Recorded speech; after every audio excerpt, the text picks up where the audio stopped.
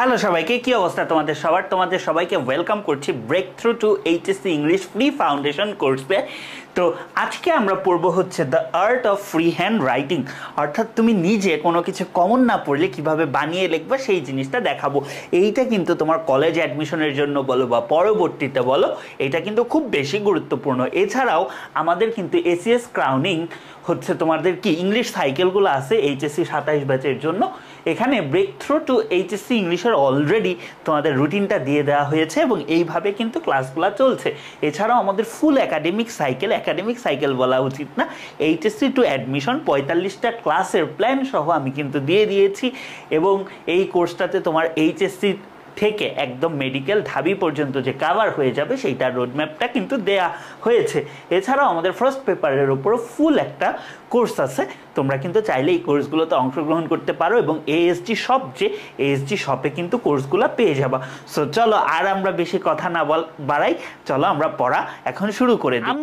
তোমরা প্যারাগ্রাফ 9-10 কারা কারা পড়ে আসছো আমাকে একটু বলো তো, যে প্যারাগ্রাফটা তোমরা কারা কারা পড়ে আসছো 9-10 বলো, প্যারাগ্রাফটা কারা কারা পড়ে আসছো?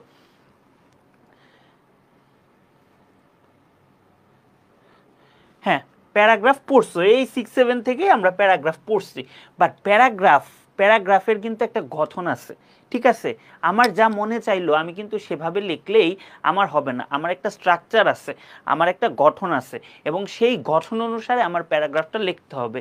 এই যে আমাদের যে হিউম্যান বডিটা আছে, আমাদের হিউম্যান বডির একটা গঠন আছে না? এই যে আমার মাথা, এই যে আমার হচ্ছে দেহ, তারপরে হচ্ছে আমার পা, এগুলো কি আমার একটা অ্যানাটমি আছে, আমাদের মানব দেহের বা হচ্ছে শরীরের একটা অ্যানাটমি আছে। ঠিক সেরকমই একটা রাইটিং তুমি কিভাবে লিখবা সেইটারও কিন্তু একটা অ্যানাটমি আছে, অর্থাৎ আমার এখানেও কিন্তু একটা স্ট্রাকচার আছে এবং সেই স্ট্রাকচারের মতো করেই কিন্তু আমার লিখতে হবে। তো প্যারাগ্রাফের একদম প্রথমে তোমার যে জিনিসটা আছে সেটাকে বলা হয় হচ্ছে আমাদের টপিক সেন্টেন্স অথবা ইন্ট্রোডিউসার। এখন এই পার্টগুলো প্রথমে আমি জাস্ট তোমাকে পরিচয় করাবো যে এইটার পর এইটা, এইটার পর এইটা, এইটার পর এইটা, এরকম পরিচয় করাবো এবং প্রত্যেকটা জিনিস কিভাবে লিখতে হয়। একটা প্যারাগ্রাফ তোমাদেরকে আজকে ক্লাস শেষে লাইভে লিখে দেখাবো, ঠিক আছে? একটা প্যারাগ্রাফ তোমাদেরকে একদম লাইভে লিখে দেখাবো এবং কিভাবে পুরাটা ডেভেলপ করতে হয় সেটা দেখাবো। তো এখন প্রথমেই আমাদের যে জিনিসটা থাকবে ভাইয়া, সেটা হচ্ছে আমাদের টপিক সেন্টেন্স। আমাদের প্রথম যে পার্টটা থাকবে একটা প্যারাগ্রাফের শুরুতে, অর্থাৎ তুমি প্যারাগ্রাফটা কি নিয়ে লিখতে চাচ্ছ বা কি জিনিসটা, সেটা তুমি একদম এক লাইনে একটা জিনিস লিখবা, সেটা হচ্ছে আমাদের টপিক সেন্টেন্স অথবা ইন্ট্রোডিউসার। এবং মজার ব্যাপার হচ্ছে আমরা যে টপিক সেন্টেন্সগুলো লিখি প্যারাগ্রাফে, আমরা অনেকে জানিই না টপিক সেন্টেন্স কি, বা আমরা যে টপিক সেন্টেন্সগুলো লিখি অনেক ভুল লিখি। তো এই জিনিসগুলো খেয়াল রাখতে হবে যাতে আমাদের টপিক সেন্টেন্সটা প্রপার ওয়েতে লিখতে পারি। দেখো নটর ডেমে জাস্ট তোমার একটা টপিক সেন্টেন্স দেখেই তোমাকে হয়তো বা চান্স দিয়ে দিবে, কারণ জানে যে তুমি এই ব্যাপারগুলো জানো। সো এই জিনিসটা তোমার এনশিওর করতে হবে যে প্রপার লার্নিংটা। এরপরে আমরা লিখবো হচ্ছে মেইন বডি। এখন মেইন বডির মধ্যে একটা পার্ট হচ্ছে স্টেটমেন্ট অফ জেনারেল, অর্থাৎ তুমি যে প্যারাগ্রাফটা নিয়ে কিছু একটা লিখতেছো তার সম্পর্কে কয়েকটা কথা লিখবা। এটা লিখলেও হবে, না লিখলেও হবে, ঠিক আছে? এইটা হচ্ছে আমাদের অপশনাল, ঠিক আছে? এইটা মেইনলি হচ্ছে যারা আইএলটিএস এক্সাম দেয়, আইএলটিএস এক্সাম তোমার হচ্ছে ওই থিসিস স্টেটমেন্ট নামে একটা কথা আছে, আইএলটিএসটা একটা আছে থিসিস স্টেটমেন্ট। তো ওই থিসিস স্টেটমেন্টটাই মূলত হচ্ছে স্টেটমেন্ট অফ জেনারেল। তো এইটাকে আমাদের বলা হয় হচ্ছে থিসিস স্টেটমেন্ট, ঠিক আছে? Thesis statement. আচ্ছা, ঠিক আছে। এখন আমাদের এই যে মেইন বডিতে থাকবে কিছু কন্ট্রোলিং আইডিয়াস। এখন তোমার মনে হইতেছে ভাই এগুলা কি বলতেছে, বাট একটু ধৈর্য ধরে 10 মিনিট 15 মিনিট দেখবা, দেখার পর এই যে মুভি দেখতেছো, একটু পরে দেখার পর তোমার কাছে অটোমেটিকলি ক্লিয়ার হয়ে যাবে যে ভাই আসলে কি বলতে যাচ্ছি। তো এখানে মেইন বডিতে থাকবে আমাদের কন্ট্রোলিং আইডিয়াস কি? তোমার পুরা লেখাটা বা তোমার প্যারাগ্রাফটাকে তারা কন্ট্রোল করবে, অর্থাৎ কিছু কি পয়েন্ট বা তুমি কি নিয়ে হচ্ছে প্যারাগ্রাফটা লিখতে চাচ্ছ সেগুলা থাকবে, ঠিক আছে? এখন এই কন্ট্রোলিং আইডিয়াসটা তো একটা থাকবেই, ধরো 2টা বা 3টা। ধরো আমি বললাম the importance of learning English. এখন ইংরেজি শেখার গুরুত্ব কি? তুমি বললা ভাইয়া ভালো রেজাল্ট করতে।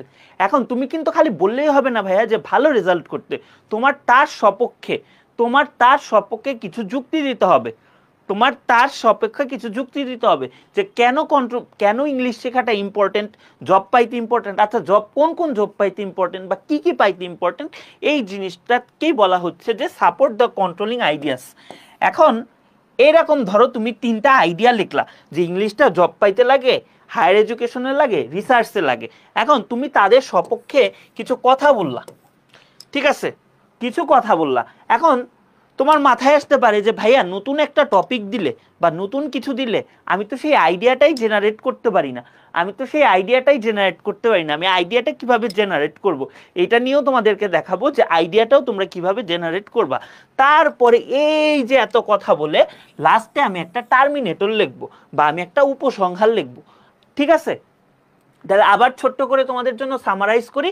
প্রথমে আমরা যে কোনো লেখার স্পেশালি প্যারাগ্রাফে আমরা একটা টপিক সেন্টেন্স বা ইন্ট্রোডিউসার লিখব, তারপরে আমরা লিখবো হচ্ছে মেইন বডিতে আমাদের কিছু কন্ট্রোলিং আইডিয়াস থাকবে, ঠিক আছে, যেগুলা পুরা প্যারাগ্রাফটাকে তারা লিড দিবে যে এই আইডিয়ার উপর প্যারাগ্রাফটা গঠিত হবে, এবং তাদেরকে আমি সাপোর্ট দ্য কন্ট্রোলিং আইডিয়াস।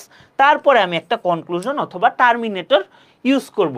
এই জিনিসটা হচ্ছে অ্যানাটমি অফ প্যারাগ্রাফ, ঠিক আছে, এইটা হচ্ছে আমাদের অ্যানাটমি, প্যারাগ্রাফের আমাদের অ্যানাটমি। তাহলে মোটামুটি তোমাদের একটা আইডিয়া হয়েছে যে একটা প্যারাগ্রাফের পার্টগুলা কি কি। এই পর্যন্ত ক্লিয়ার কিনা এবং কারো কোনো প্রশ্ন আছে কিনা আমাকে একটু জানাও। এই পর্যন্ত তোমাদের ক্লিয়ার কিনা আমাকে একটু জানাও যে ভাইয়া এ পর্যন্ত ক্লিয়ার। একটু তোমরা আমাকে জানাও যে এ পর্যন্ত ক্লিয়ার, তাহলে হচ্ছে আমি সামনে আগাবো। এবং কোনো কিছু জানার থাকলে একটু জানাও। হ্যাঁ ক্লিয়ার স্যার, ওকে। হ্যাঁ সি বলছো, ক্লিয়ার, ওকে। তো চলো, এখন তোমাদের মনে হইতে পারে ভাই প্যারাগ্রাফ কি দেখে নাম্বার দেয়। তোমাদের বয়সে তোমাদের মনে হইতে পারে আচ্ছা ভাই প্যারাগ্রাফে কি দেখে নাম্বার দেয়, টিচাররা আমাকে কি দেখে নাম্বার দেয়। এখন তোমরা অনেকে উত্তর দিবা যে টিচারের কাছে প্রাইভেট পড়ে তারে বেশি নাম্বার দেয়, যে টিচারের মতো মানে টিচারেরকে খুশি করতে পারে তাকে নাম্বার দেয়। আসলেও এগুলা বাংলাদেশেই সম্ভব। আমাদের যে কোনো ইন্টারন্যাশনাল রাইটিংয়ে বা হচ্ছে আমাদের ধরো আইএলটিএস পরীক্ষা সবচেয়ে হচ্ছে ইন্টারন্যাশনাল যে এক্সামটা, ইন্টারন্যাশনাল ইংলিশ ল্যাঙ্গুয়েজ হচ্ছে টেস্টিং সিস্টেম যেটা, ঠিক আছে। তো সেখানে বা যে কোনো রাইটিংয়ে ধরো নটরডেমে পরীক্ষা দিলেও টিচাররা এই জিনিসগুলা তোমার লেখায় খুঁজে পাইতে চাবে এবং এই জিনিসগুলা দেখে তোমাকে নাম্বার দিবে। এখন তুমি যদি মানে একজনের মাইন্ড রিড করতে পারো যে সে কি করলে খুশি হবে, তাহলে কিন্তু তুমি সেই অনুসারেই কাজটা করতে পারবা এবং তোমার জন্য জিনিসটা ইজি হবে। তো এখন আমাদের এই স্ট্যান্ডার্ড রাইটিংয়ের আমাদের 4টা কম্পোনেন্ট থাকে, অর্থাৎ 4টা ব্যাপারে আমাদের আইডিয়া থাকতে হবে। এখন কি ব্যাপারে আইডিয়া থাকতে হবে ভাইয়া? প্রথমটা হচ্ছে আমাদের টাস্ক অ্যাচিভমেন্ট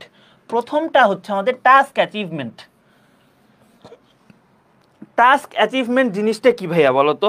টাস্ক অ্যাচিভমেন্ট আমাদের জিনিসটা কি? অর্থাৎ তোমাকে ইম্পর্টেন্স অফ লার্নিং ইংলিশ লিখতে দিচ্ছে, এখন তুমি সেই জিনিসটা ঠিকঠাক মতো ইনফরমেশন দিচ্ছ কিনা।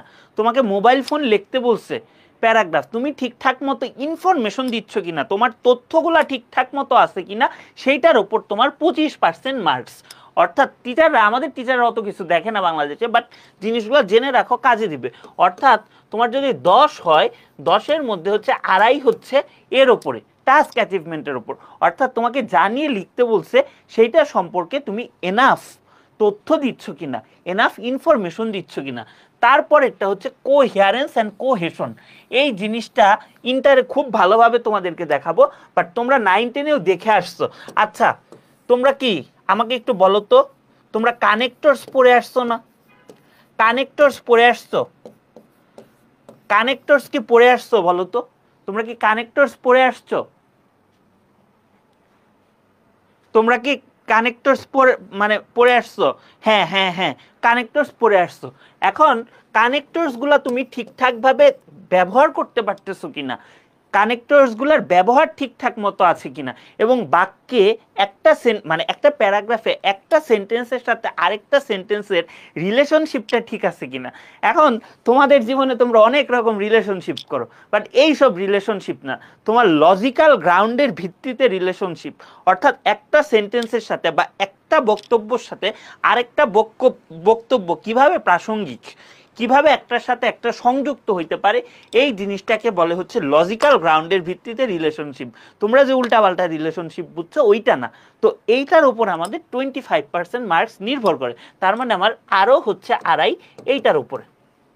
এখন আর 25% মার্কস আমাদের নির্ভর করে হচ্ছে লেক্সিক্যাল রিসোর্সের উপর। তোমরা আমাকে বলো তো লেক্সিক্যাল রিসোর্স বলতে কি বোঝো? লেক্সিক্যাল রিসোর্স বলতে তোমরা কি বোঝো আমাকে একটু জানাও তো, আমি দেখি এই প্রশ্নটার উত্তর কারা পারো। লেক্সিক্যাল রিসোর্স মানে কি তোমাদের কমেন্ট দেখি, আমি বলো। লেক্সিক্যাল রিসোর্স, কানেক্টরসে তোমাদের অনেক সমস্যা থাকে, আমার ইউটিউব প্লেলিস্টে দেখো, একটা কানেক্টরসের ভিডিও আছে, দেখো, ক্লিয়ার হয়ে যাবে। লেক্সিক্যাল রিসোর্স মানে কি বলো তো? রিলেশনশিপ করতে পারি না কারণ প্যারাগ্রাফ পারো না, তোমরা লজিক্যাল গ্রাউন্ডের ভিত্তিতে রিলেশনশিপ বোঝো না, এই কারণে রিলেশনশিপ করতে পারো না। নো আইডিয়া, এইটা হচ্ছে লেক্সিক্যাল রিসোর্স। ভাই ইংলিশে প্যারাগ্রাফ আসুক আর যাই আসুক তোমার জানতে হবে, তোমাকে ফ্রি হ্যান্ডে যদি লিখতে দেয় তুমি যাতে লিখতে পারো। সেন্ট জোসেফে আসছে, নটরডেমে চলে আসতেই পারে, ঠিক আছে। একজন বলছো আবিধানিক, আরে সিনোনিম জানি না। আফসিয়া খানম সম্ভবত আন্টির আইডি এটা। তুমি বলছো হচ্ছে, তুমি ঠিক উত্তর দিছো আবিধানিক অর্থ, ঠিক আছে। হ্যাঁ, সহজ কথা হচ্ছে তোমার ভাই ভোকাবুলারি, তোমার হচ্ছে ভোকাবুলারি, তুমি কত সুন্দর সুন্দর ভোকাবুলারি ইউজ করতে পারতেছো, তুমি প্রাসঙ্গিক কতটা ভোকাবুলারি ইউজ করতে পারতেছো। প্রত্যেকটা জিনিসেরই কিন্তু প্রাসঙ্গিক কিছু ভোকাবুলারি থাকে বা প্রাসঙ্গিক কোনো অর্থ থাকে। যেরকম আমরা যদি বলি যে mobile phone is a latest technology, latest শব্দটা সবাই ইউজ করবে। এখন তুমি যদি বলো mobile phone is a cutting edge technology, জিনিসটা কিন্তু সুন্দর হইলো, প্লাস তোমার যে ওয়াইড রেঞ্জ অফ ভোকাবুলারি আছে সেটা কিন্তু আমাদের বোঝা গেল। তারপরের পার্টটা আমাদের যেটার উপর নির্ভর করে সেটা হচ্ছে grammatical range and accuracy. Accuracy মানে বুঝতেছো বিশুদ্ধতা, অর্থাৎ তুমি ঠিকঠাক মতো গ্রামাটিক্যালি ঠিকঠাক মতো লিখতে পারতেছো কিনা সেটা একটা ব্যাপার। আরেকটা ব্যাপার হচ্ছে গ্রামাটিক্যাল রেঞ্জ। গ্রামাটিক্যাল রেঞ্জ নিয়ে পরবর্তীতে আরও কথা বলবো। বাট গ্রামাটিক্যাল রেঞ্জ মানে তুমি এক ধরনের সেন্টেন্সই বারবার লিখতেছো না, তুমি জাস্ট সিম্পল সেন্টেন্সই লিখতেছো বারবার, এটা তোমার হবে না। ধরো তুমি কমপ্লেক্স সেন্টেন্স ইউজ করলা, কম্পাউন্ড সেন্টেন্স ইউজ করলা, অ্যাক্টিভ ভয়েস ইউজ করলা, প্যাসিভ ভয়েস ইউজ করলা, তাহলে কিন্তু তোমার হবে। তো এই জিনিসগুলা একটু খেয়াল রাখবা, ঠিক আছে। ধরো একই রকম বাক্য বারবার লিখবা না, তুমি একটু প্যাসিভ, তুমি অ্যাক্টিভ প্যাসিভের ব্যবহার শিখছো না, তুমি একটু অ্যাক্টিভ ভয়েস থেকে প্যাসিভ ভয়েসে লিখলা, তুমি একটু সিম্পল থেকে কমপ্লেক্সে লিখলা, কমপ্লেক্স থেকে কম্পাউন্ডে লিখলা। তাহলে এই চারটা বিষয় আমরা লেখার সময় খেয়াল করব যে আমরা ঠিকঠাক মতো পারতেছি কিনা, এই চারটা বিষয় আমরা পারতেছি কিনা বুঝতে হবে। তো এই পর্যন্ত কি ক্লিয়ার হইলে জাস্ট একটু লেখো যে ভাইয়া সি, তাহলে হচ্ছে আমরা সামনে আগাবো। এবং তোমাকে ছোট্ট করে জিনিসটা আবার রিক্যাপ করে দিতেছি। তাহলে একটা রাইটিং বা প্যারাগ্রাফের শুরুতে লিখবো আমরা একটা টপিক সেন্টেন্স অথবা ইন্ট্রোডিউসার, তারপরে আমরা মেইন বডিটা লিখবো। এই পার্টটুকু হচ্ছে তার বডি, এই পার্টটুকু হচ্ছে তার বডি, ঠিক আছে। এই পার্টটুকু হচ্ছে বডি, তারপর একটা হচ্ছে টার্মিনেটর অথবা কনক্লুশন, ঠিক আছে। ভাই নটরডেম বলো, হলি ক্রস বলো, সেন্ট জোসেফ বলো, ওরা কি কোনো প্রশ্ন পদ্ধতি বানায় দেয় তোমাকে? তোমাকে কি মার্ক ডিস্ট্রিবিউশন বলে দেয়? বাট তোমার এটা এসএসসির সিলেবাসেও আসে, প্লাস সেন্ট জোসেফেও আসছে, তো এজন্য হচ্ছে তোমাদেরকে পড়াচ্ছি, ঠিক আছে। আচ্ছা চলো সামনে আগাই। এখন প্যারাগ্রাফ অনেক ধরনের হইতে পারে, প্যারাগ্রাফ অনেক ধরনের হইতে পারে। আমরা ইন্টারে মূলত এই 4 ধরনের প্যারাগ্রাফ নিয়ে কথা বলি। তা আমাদের ভাই এখন এত কিছু বুঝতে হবে না, এই জিনিসগুলো আমরা ইন্টারে উঠে আমরা এইচএসসির জন্য আমরা এই জিনিসগুলো আমরা হচ্ছে দেখব। এইচএসসিতে আমরা এই জিনিসগুলো দেখব। প্যারাগ্রাফ অনেক ধরনের আছে, এবং মজার ব্যাপার হচ্ছে তোমরা যারা ইউনিভার্সিটিতে পড়বা, সেটা মেডিকেল বাদে যে কোনো জায়গায়, ইঞ্জিনিয়ারিং বলো কিংবা ভার্সিটিতে বলো, তোমাদের হচ্ছে ভার্সিটিতে উঠেই ইংলিশ রাইটিংয়ের ওপর একটা বেসিক কোর্স করতে হয়, ঠিক আছে। তখন আবার ভাইয়ার কথা মনে পড়বে যে ভাইয়া ক্লাস 10-এ থাকতেই হচ্ছে, তোমরা তো এখন 10-এই আছো, তোমরা তো এখনো পাস করো নাই, তাই না? পাস করবা আশা করি। তো এই জিনিসগুলো পড়াইছে। তো প্যারাগ্রাফের অনেক ধরনের আছে এবং প্রত্যেকটা কিভাবে লিখতে হয় সেটার আলাদা আলাদা নিয়ম আছে, বাট আমাদের এত কিছু জানতে হবে না, আমাদের একটা গ্রস আইডিয়া লাগবে। ধরো ডেসক্রিপটিভ প্যারাগ্রাফ বলে ইন্টার এক ধরনের প্যারাগ্রাফ আছে। তো ডেসক্রিপশন মানে কি? কোনো কিছু বর্ণনা দেওয়া, অর্থাৎ কোনো কিছুর বর্ণনা দিয়ে তুমি যদি প্যারাগ্রাফ লিখতে চাও সেটা হচ্ছে ডেসক্রিপটিভ প্যারাগ্রাফ। আবার ধরো ন্যারেটিভ প্যারাগ্রাফ। ন্যারেটিভ মানে কি, কোনো কিছুর গল্প বলতেছো, অর্থাৎ কোনো কিছুর তুমি জাস্ট গল্প বলে যাচ্ছ। ধরো তোমরা যে পড়ে আসছো, জেনে না জেনে কিন্তু তোমরা পড়ে আসছো narrative paragraph, a journey by boat, a journey by train, এগুলো পড়ে আসছো না? তো এই জিনিসগুলা কি, এই জিনিসগুলাই হচ্ছে ন্যারেটিভ প্যারাগ্রাফ। এখন ধরো তুমি পড়ে গেছো হচ্ছে জার্নি বাই ট্রেন, ঠিক আছে, কিন্তু আসছে জার্নি বাই বোট, তাহলে তুমি কি করবা? তোমরা কি করো? তোমরা হচ্ছে নদীর উপর দিয়ে ট্রেন চালায় দাও, তোমরা নদীর উপর দিয়ে ট্রেন চালায় দাও, ঠিক আছে? এই কাজগুলা করো, বাট এই কাজগুলা করা যাবে না। তারপর ধরো কজ অ্যান্ড ইফেক্ট প্যারাগ্রাফ, তোমরা কিন্তু পড়ে আসছো ট্রাফিক জ্যাম। ট্রাফিক জ্যামে কি, তুমি একটু চিন্তা করে দেখো তো, যে তোমরা তো মুখস্থ করো প্যারাগ্রাফ, তোমরা একটু দেখে আসছো না যে আচ্ছা ট্রাফিক জ্যাম প্যারাগ্রাফে আসলে কি কি লিখছে? ট্রাফিক জ্যামের কারণগুলা লিখছে, যে ট্রাফিক জ্যাম কেন হয়, তারপরে ট্রাফিক জ্যাম হওয়ার কারণে সেটার ফলাফলটা কি হয় লিখছে, প্লাস এটার হচ্ছে সলিউশনটা কি, এটাও কিন্তু লিখছে, ঠিক আছে? তো এই হচ্ছে আমাদের কজ অ্যান্ড ইফেক্ট প্যারাগ্রাফ। আরেকটা হচ্ছে কম্পেয়ার কন্ট্রাস্ট প্যারাগ্রাফ। ধরো আমরা এগুলা তো তোমরা কি পড়ে আসছো, তোমাদের পড়ে আসার কথা, village life versus city life, village life versus city life, এটা পড়ে আসছো না তোমরা? Village life versus city life পড়ে আসার কথা, village life versus city life পড়ে আসছো না? হ্যাঁ, এই জিনিসটা কি আমাদের কম্পেয়ার কন্ট্রাস্ট প্যারাগ্রাফ। এখন কম্পেয়ার কন্ট্রাস্ট প্যারাগ্রাফ জিনিসটা কি ভাই? কম্পেয়ার কন্ট্রাস্ট প্যারাগ্রাফটা কি বলো তো? কম্পেয়ারও করতেছো, কন্ট্রাস্টও করতেছো, অর্থাৎ তুমি ভিলেজ লাইফ নিয়েও কিছু বলতেছো, তুমি সিটি লাইফ নিয়েও কিছু বলতেছো, তুমি ভিলেজ লাইফের সুবিধাগুলা বলতেছো, সিটি লাইফের সুবিধাগুলা বলতেছো, আবার ধরো ভিলেজ লাইফের অসুবিধাগুলা বলতেছো, এখানে অসুবিধাগুলা বলতেছো। তাহলে এই জিনিসটা হচ্ছে আমাদের কম্পেয়ার কন্ট্রাস্ট প্যারাগ্রাফ। তুমি আবার বলতে পারো online class versus offline class, online class versus offline class, এটাও কি আমাদের কম্পেয়ার কন্ট্রাস্ট প্যারাগ্রাফ, অর্থাৎ তুমি কোনো কিছু নিয়ে তুলনা করতেছো। আবার তুমি বলতে পারো ক্রিকেট ভার্সেস ফুটবল, এটা বলতে পারো মেসি ভার্সেস রোনালদো, এগুলা কি, এগুলা হচ্ছে কম্পেয়ার কন্ট্রাস্ট প্যারাগ্রাফ। হ্যাঁ, অনলাইন ভার্সেস অফলাইন। তাহলে এই ধরনের প্যারাগ্রাফ হইতে পারে, আরো অনেক ধরনের হইতে পারে, ভার্সিটিতে উঠলে পড়বা, ইন্টারে মূলত এই 4 ধরনের প্যারাগ্রাফগুলা পড়বা। তাহলে এই হচ্ছে আমাদের টোটাল একটা ওভারভিউ। 9-10 এগুলা পড়ে আসার কথা না, ইন্টারেই পোলাপান পড়ে না, 9-10 কিভাবে পড়বে? এখন আমাদের ধরো সব কিছু আছে, বাট আমরা একটু ধরো সামনে আগাই, সামনে কিভাবে আগাবো? ওয়েট, ঠিক আছে, আমরা টপিক সেন্টেন্স লেখা দেখব, বাট টপিক সেন্টেন্সের আগে আমরা একটু বডিটা লেখা দেখি, আমরা একটু বডিটা লেখা দেখি যে আমরা একটা প্যারাগ্রাফের বডি কিভাবে লিখব। এখন বডি লেখার আগে বা প্যারাগ্রাফটা লেখার আগে আমাদের একটা থিওরি জানতে হবে। সেই থিওরিটা হচ্ছে আমাদের ব্রেইন স্টর্মিং।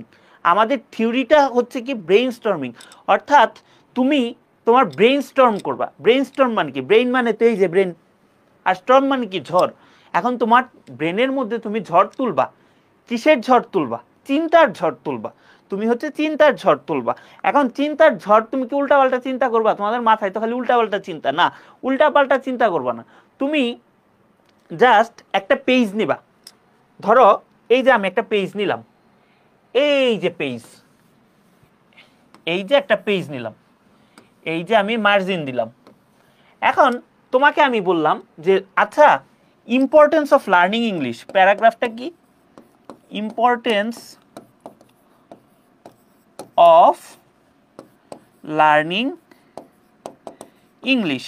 এখন তুমি ভাই কি চিন্তা করবা? তুমি এইটা পরীক্ষায় আসতে দেখে তুমি আবেগে লেখা শুরু করবা, বাট না ভাই, তোমার আবেগে লেখা শুরু করা যাবে না। তোমার আগে মাথায় চিন্তা করতে হবে যে তুমি কিভাবে প্যারাগ্রাফটা লিখবা, কিভাবে তুমি ডেভেলপ করবা আইডিয়াগুলা, ঠিক আছে? এজন্য আগে চিন্তা করতে হবে। একটা পেজ নিলা, একটা রাফ পেজ, পরীক্ষার খাতায় তো লাস্ট পেজ থাকে, সেখানে পেজ নিলা, নিয়ে তুমি চিন্তা করবা যে আসলে আমি কি কি লিখবো। ধরো আমি দুইটা মানে ইন্টারের বাচ্চাদের দুইটা জিনিস দেখাই, বাট তোমরা একটা জিনিস দেখলেই পারবা। বা ধরো এই পার্টটা নিয়ে তোমাদেরকে কথা বলি। তো এখন ইংলিশ কোন কাজে লাগে বলো তো? ইংলিশ লাগে জব পাইতে, ইংলিশ লাগে হচ্ছে হায়ার এডুকেশনে, হায়ার এডুকেশনে। আচ্ছা ইংলিশ আর কই লাগে বলো তো?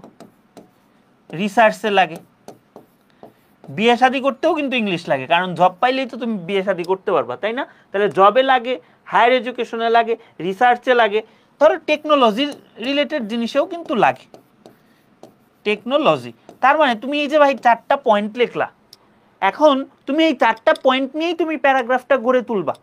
ধরো তুমি জব পাইতে কিভাবে ইংলিশ লাগে সেটা নিয়ে লিখবা, হায়ার এডুকেশনে কিভাবে লাগবে সেটা নিয়ে তুমি লিখবা, রিসার্চে কিভাবে ইংলিশ লাগে লিখবা, টেকনোলজিতে কিভাবে ইংলিশ লাগে সেটা হচ্ছে লিখবা। ঠিক আছে, এইটা হচ্ছে আমাদের একটা পার্ট, এবং এই পার্টটাকেই আমরা ইংলিশে বলি হচ্ছে ব্রেইনস্টর্মিং। তার মানে তুমি জাস্ট খাতাটা পেয়েই তুমি লেখা শুরু করবা না, তুমি আগে একটু চিন্তা করবা, চিন্তা ভাবনা করে তারপরে তুমি এই পয়েন্টগুলা লিখলা। এখন ধরো নটরডেমে যদি 5 নাম্বারের জন্য আসে, তোমার তো হায়েস্ট 10টা লাইন লিখতে হবে। এই যে তুমি 4টা পয়েন্ট লিখলা, তুমি ধরো এই 4টা পয়েন্ট নিয়ে তোমাকে 10 লাইন লিখতে বলছে, শুদ্ধভাবে 10 লাইন লিখতে বলছে 5 নাম্বারের জন্য যদি আসে। জব নিয়ে 2টা লাইন লিখলা, হায়ার এডুকেশন নিয়ে 2টা লিখলা, রিসার্চ নিয়ে 2টা লিখলা, টেকনোলজি নিয়ে 2টা লিখলা, তাইলে কয়টা হইলো? 8টা।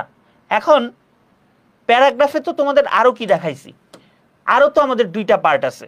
একটা পার্ট কি আমাদের টার্মিনেটর, অর্থাৎ আমাদের একটা পার্ট হচ্ছে কনক্লুশন অর্থাৎ আমাদের এন্ডিং। এখানে আমরা হচ্ছে একটা লাইন লিখলাম, আর একটা লিখলাম আমরা টপিক সেন্টেন্স। তাহলে এই যে আমাদের মোট কয় লাইন হইল?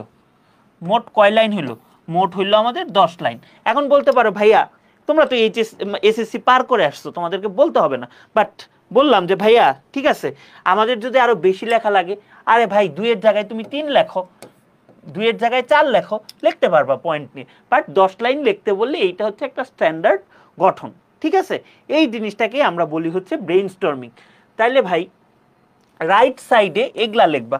ওই যে তোমাকে বলছিলাম না যে একটা পাতায় 2টা ভাগ করছি, এই যে ধরো এই পেপারে 2টা ভাগ করছি, এই পার্টে কি লিখবো সেটা এখানে আছে, আর এই পার্টে কি লিখবো এটা মূলত ইন্টারের বাচ্চাদের বলি, তারপরে হচ্ছে তোমাদেরকে হচ্ছে একটু জাস্ট দেখায় দেই যে কি কি বলবা। এই পাশে তুমি লিখবা হচ্ছে তুমি পুরা প্যারাগ্রাফটাতে কি কি লিখতে চাও। ধরো তোমাদেরকে আমি নেলসন ম্যান্ডেলাতে ইন্টারে পড়াবো যে এন্ডের আগে কমা, এন্ডের আগে কখন বসে, এটা খুব সুন্দর একটা স্ট্রাকচার। ওই যে তোমাদেরকে বলছিলাম না যে গ্রামাটিক্যাল অ্যাকুরেসিটা তোমার ঠিক আছে কিনা, প্লাস হচ্ছে তুমি একটু wide range of vocabulary use করবা, প্লাস হচ্ছে তুমি wide range of sentence structure use করবা। এখন তোমার তো ভাই এত কিছু মনে থাকবে না, তুমি কি করবা, তুমি একটু খাতায় লিখে রাখবা। ধরো আমরা ডাবল কম্পারেটিভ পড়ছি না, দাও না প্যারাগ্রাফে এরকম একটা বাক্য দাও, the more you read the more you learn. আচ্ছা আমরা নট অনলি বাট অলসো কি ট্রান্সফরমেশনে পড়ে আসছি না, তাহলে ছোট্ট করে লিখে রাখো যে আমি একটা যে কোনো sentence not only but also দিয়ে লিখবো। কোহেসিভ ডিভাইস মানে কি? কোহেসিভ ডিভাইস মানে কি বলো তো? কোহেসিভ ডিভাইস মানে কি বলো? কোহেসিভ ডিভাইস মানেই কিন্তু কানেক্টরস, ঠিক আছে, কোহেশন করে। তাহলে আমি কানেক্টরসের ব্যবহারগুলা হচ্ছে ঠিকঠাক ভাবে করব। তারপর আমি কন্ডিশনালস পড়ে আসছি, কন্ডিশনালস তোমাদেরকে পড়াইছি না যে হচ্ছে জিরো কন্ডিশনালস, ফার্স্ট কন্ডিশনালস, এগুলা ইউজ করব। ধরো আমি কিছু সুন্দর সুন্দর রিলেটেড ভোকাবুলারি জানি, ধরো মোবাইল ফোন লিখতে যে আমার মনে হয়েছে কাটিং এজ টেকনোলজি, এটা খুব ভালো একটা ভোকাবুলারি, লিখে রাখলাম। তারপর আমি সিম্পল কমপ্লেক্স কম্পাউন্ড ইউজ করব, অ্যাক্টিভ প্যাসিভ ইউজ করব। তাহলে এইভাবে আমি একটা পেজে 2টা পার্ট করব। তার মানে আমার পুরাটা হচ্ছে করা শেষ, আমার পুরা ব্রেইন স্টর্ম করে আমি এগুলা লিখছি। ভাই তুমি ট্রাস্ট মি, তুমি জাস্ট যদি একটা প্যারাগ্রাফ 20 মিনিটে তো তোমরা লেখো না, আধা ঘন্টায় লেখো, আধা ঘন্টা যদি লেখো, তুমি যদি এই কাজটাতে জাস্ট 5টা মিনিট টাইম দাও বা 6টা মিনিট টাইম দাও, দেখবো তোমার প্যারাগ্রাফ লেখা দেখে তুমিই চিনতেছো না। এই জিনিসগুলো যদি অ্যাপ্লাই করতে পারো, তাহলে এই ছিল আমাদের টোটাল ব্রেইন স্টর্মিং, প্লাস হচ্ছে আমাদের যে জিনিসটা, এই জিনিসটাকেই আমরা সুন্দর একটা নামে ডাকি। ঠিক আছে, এইটারেই আমরা বলি হচ্ছে মাইন্ড ম্যাপিং, অর্থাৎ পুরো মাইন্ডটাকে তুমি ম্যাপ করে ফেললা এবং এরপরে তুমি লিখবা। এটা কিন্তু আমাদের রাফ পার্ট, ঠিক আছে। আচ্ছা, তো এখন এই যে এইটাই কিন্তু আমরা ব্রেইনস্টর্মিং যে করছি এটার একটা এক্সাম্পল দেওয়া আছে যে ইম্পর্টেন্স অফ লার্নিং ইংলিশের ব্রেইনস্টর্মিং করে আমি বের করলাম গ্লোবাল কমিউনিকেশন, আমি ব্যবহার করলাম হায়ার স্টাডিজ, আমি ব্যবহার করলাম জবস। এখন এই পয়েন্টগুলোকে ডেভেলপ করব, এই পয়েন্টগুলো থেকেই আমি কি লিখবো বলো, এই পয়েন্টগুলো নিয়েই আমি হচ্ছে প্যারাগ্রাফটা লিখবো। এ পর্যন্ত ক্লিয়ার? এ পর্যন্ত ক্লিয়ার বলো তো? এখন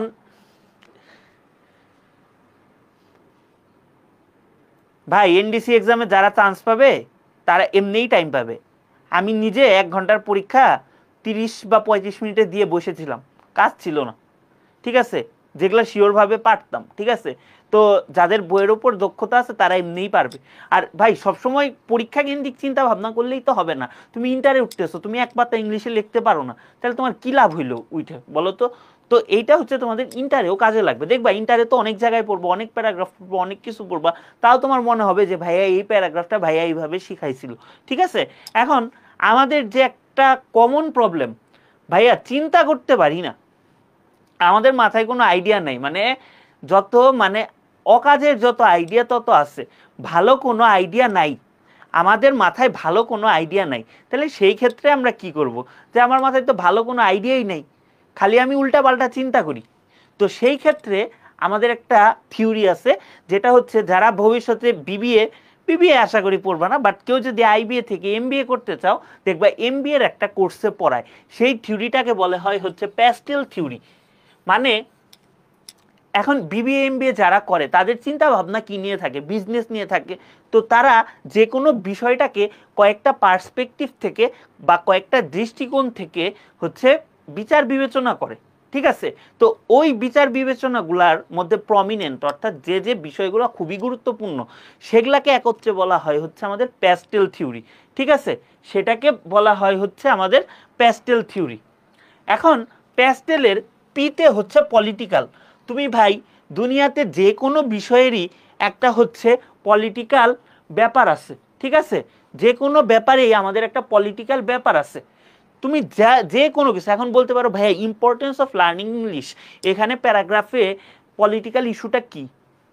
এখানে প্যারাগ্রাফে পলিটিক্যাল ইস্যুটা হচ্ছে ভাই বড় বড় যে হচ্ছে তোমার পলিটিক্যাল অর্গানাইজেশন বা হচ্ছে রাজনৈতিক ব্যক্তিত্ব যারা আছে, ধরো বারাক ওবামা, তারপর হচ্ছে ডোনাল্ড ট্রাম্প, আরও যারা আছে, ঠিক আছে, এখন আছে জো বাইডেন, বা যে কোনো পলিটিক্যাল বিষয় বা ইন্টারন্যাশনাল পলিটিক্স, জিও পলিটিক্স, এগুলো কিন্তু ইংলিশের মাধ্যমেই হয় গেল। তার মানে আমাদের যে কোনো কিছুর একটা পলিটিক্যাল ব্যাপার আছে, তারপরে আমাদের যে কোনো কিছুর একটা অর্থনৈতিক ব্যাপার আছে। এখন এই যে ইম্পর্টেন্স অফ লার্নিং ইংলিশে অর্থনৈতিক ব্যাপারটা কি? অর্থনৈতিক ব্যাপারটা হচ্ছে আমি ভালো ইংলিশ পারলে আমি ভালো একটা জব পাবো, জব পাইলে তাড়াতাড়ি বিয়ে করতে পারবা, এটা কি তোমার একটা ইকোনমিক একটা অবস্থা। তো এইটা প্যাস্টেল। তারপর যে কোনো কিছুরই আমার সোশ্যাল একটা ব্যাপার আছে, হ্যাঁ, ও যে কোনো কিছুরই আমার হচ্ছে একটা সোশ্যাল ইস্যু আছে।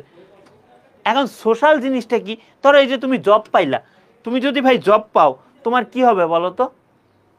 তোমার কি হবে? তোমার সোশ্যাল ডিগনিটিটা বাড়বে, তুমি সামাজিক মর্যাদাটা তোমার বাড়বে। তারপরে যে কোনো কিছুরই টেকনোলজিক্যাল একটা বিষয় আছে, ধরো ইম্পর্টেন্স অফ লার্নিং ইংলিশের টেকনোলজিক্যাল ব্যাপারটা কি, এটা একটা প্রশ্ন হইতে পারে। আচ্ছা, ইম্পর্টেন্স অফ লার্নিং ইংলিশে টেকনোলজিক্যাল ব্যাপারটা হচ্ছে এই যে আমি স্মার্ট বোর্ডে ক্লাস নিতেছি বা যত ইনভেনশন বা যাই হয়, এগুলা কিন্তু সব কিছুই ম্যাক্সিমাম জিনিসই আমেরিকার যে সিলিকন ভ্যালি আছে সেখান থেকে হচ্ছে আসে, ঠিক আছে। তো ইংলিশের কিন্তু এই যে মোবাইল চালাও, মোবাইলে কি ভাষাটা কি ইংলিশ দেওয়া থাকে না? আইফোন চালাচ্ছ কি দেওয়া থাকে? ইংলিশ দেওয়া থাকে। তাহলে একটা টেকনোলজিক্যাল বিষয় আছে। তারপরে যে কোনো বিষয়েরই একটা লিগাল ব্যাপার আছে। লিগাল মানে কি? এখন বলতে পারো ভাইয়া ইম্পর্টেন্স অফ লার্নিং ইংলিশের লিগাল ব্যাপার কি? বিশ্বাস করো, আইনের স্টুডেন্টরা যারা ইংলিশ পড়ে তাদের চেয়ে ভালো ইংলিশ পারে। কারণ কি জানো? কারণ হচ্ছে দেখবা যে তাদের যত বই আছে বা যাবতীয় যা কিছু আছে সব কিছু হচ্ছে তোমার হচ্ছে লর স্টুডেন্টদের ইংলিশে লেখা। তাইলে বা আমাদের ওই যে ধরো বড় বড় ভার্ডিকগুলা যে দেয়, বড়গুলো রায়গুলা যে দেয় আদালত, সেগুলাও কিন্তু ইংলিশে দেয়, ঠিক আছে। তাহলে সেখানে আমাদের একটা হচ্ছে ইংলিশের ব্যাপার আছে। তারপর হইতে পারে আমাদের যে কোনো কিছুর একটা এনভায়রনমেন্টাল ইস্যু থাকে। এখন এনভায়রনমেন্টাল ইস্যুটা কি ভাই? ধরো এখন তোমার মনে প্রশ্ন জাগতে পারে, আচ্ছা ভাই ইম্পর্টেন্স অফ লার্নিং ইংলিশের সাথে আমার এনভায়রনমেন্টের কানেকশনটা কি? বড় বড় পরিবেশ আন্দোলন কিংবা হচ্ছে জলবায়ু পরিবর্তন, এগুলা যে জিনিসগুলা হচ্ছে, বড় বড় মিটিংগুলা হচ্ছে, সেগুলা কিন্তু ইংলিশেই হচ্ছে। তারপর ধরো রিসার্চ, ইংলিশে কি রিসার্চ করা যায়, গবেষণার একটা মেইন ল্যাঙ্গুয়েজই হচ্ছে ইংলিশ। এখন তুমি যে কোনো কিছু নিয়েই এই 6টা জিনিস তুমি লিখতে পারবা, যে কোনো জিনিস নিয়েই এই 6টা জিনিস লিখতে পারবা। এখন এই 6টা জিনিসের মধ্যে আবার ভাগ আছে। ধরো তোমার দুনিয়াতে কোনো কিছুই তো আনমিক্সড হচ্ছে ব্লেসিং না। তোমরা একটা প্যারাগ্রাফে না কোন জায়গায় জানি পড়ছিলাম, আমি 9-10-এ পড়ছিলাম যে নাথিং ইজ কি জানি একটা পড়ছিলাম যে কোনো কিছুই আনমিক্সড ব্লেসিং না, মানে কোনো কিছুই শুধু হচ্ছে আশীর্বাদ না, তার অভিশাপও আছে, তার খারাপ দিকও আছে। এখন প্লাস দিয়ে বোঝাচ্ছে হচ্ছে ভালো দিকগুলা, নেগেটিভ দিয়ে বোঝাচ্ছে এগুলার খারাপ দিকগুলা। বাট তোমরা যেহেতু ছোট, বা হচ্ছে আমাদের যে কোনো রাইটিংটাকে আমরা বলি হচ্ছে একাডেমিক রাইটিং, আমরা বলি হচ্ছে একাডেমিক রাইটিং। তো একাডেমিক রাইটিংয়ে ভাইয়া আমরা নেগেটিভিটিটা অ্যাভয়েড করব। তো একাডেমিক রাইটিংয়ে আমরা কি করব? অ্যাভয়েড নেগেটিভিটি, অ্যাভয়েড নেগেটিভিটি, আমরা নেগেটিভিটিটা অ্যাভয়েড করব। ঠিক আছে? এখন তোমার মনে প্রশ্ন আসতে পারে, ভাইয়া প্রত্যেকটা জিনিসের মধ্যেই তো আমি 6টা জিনিস খুঁজে পাবো না, প্রত্যেকটা জিনিসের মধ্যেই তো আমি 6টা জিনিস খুঁজে পাবো না, তাহলে আমি কি করব? ভাই তুমি 4টা তো পাবা, যে কোনো বিষয়ে 4টা তো পাবা। 4টা থেকে তুমি যদি 4 লাইন করেও লেখো প্যারাগ্রাফে, তাও তো তোমার কত, 4 আর 16 লাইন, টপিক সেন্টেন্স একটা, ইন্ট্রোডিউস মানে আরেকটা হচ্ছে টার্মিনেটর, তাও তো তোমার 20 লাইন হয়ে গেল। আর নটর ডেমে এত লাইন আসবে না। ধরো 4টা পয়েন্ট পাইলে, 4টা থেকে তুমি 2টা করে সেন্টেন্স লিখলা, 8টা, একটা লিখলা তুমি ইন্ট্রোডিউসার, একটা লিখলা টার্মিনেটর, তাহলে এই হচ্ছে তোমার 10টা লাইন। ঠিক আছে? এই হচ্ছে ঘটনা।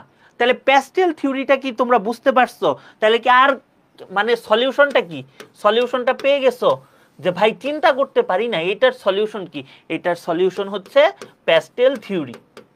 ভবিষ্যতে যারা আইএলটিএস দিবা তাদেরকেও অনেক বড় বড় ভাইয়ারা দেখবা প্যাস্টেল থিওরিটা পড়াচ্ছে। ঠিক আছে? ক্লিয়ার? এই পর্যন্ত ক্লিয়ার?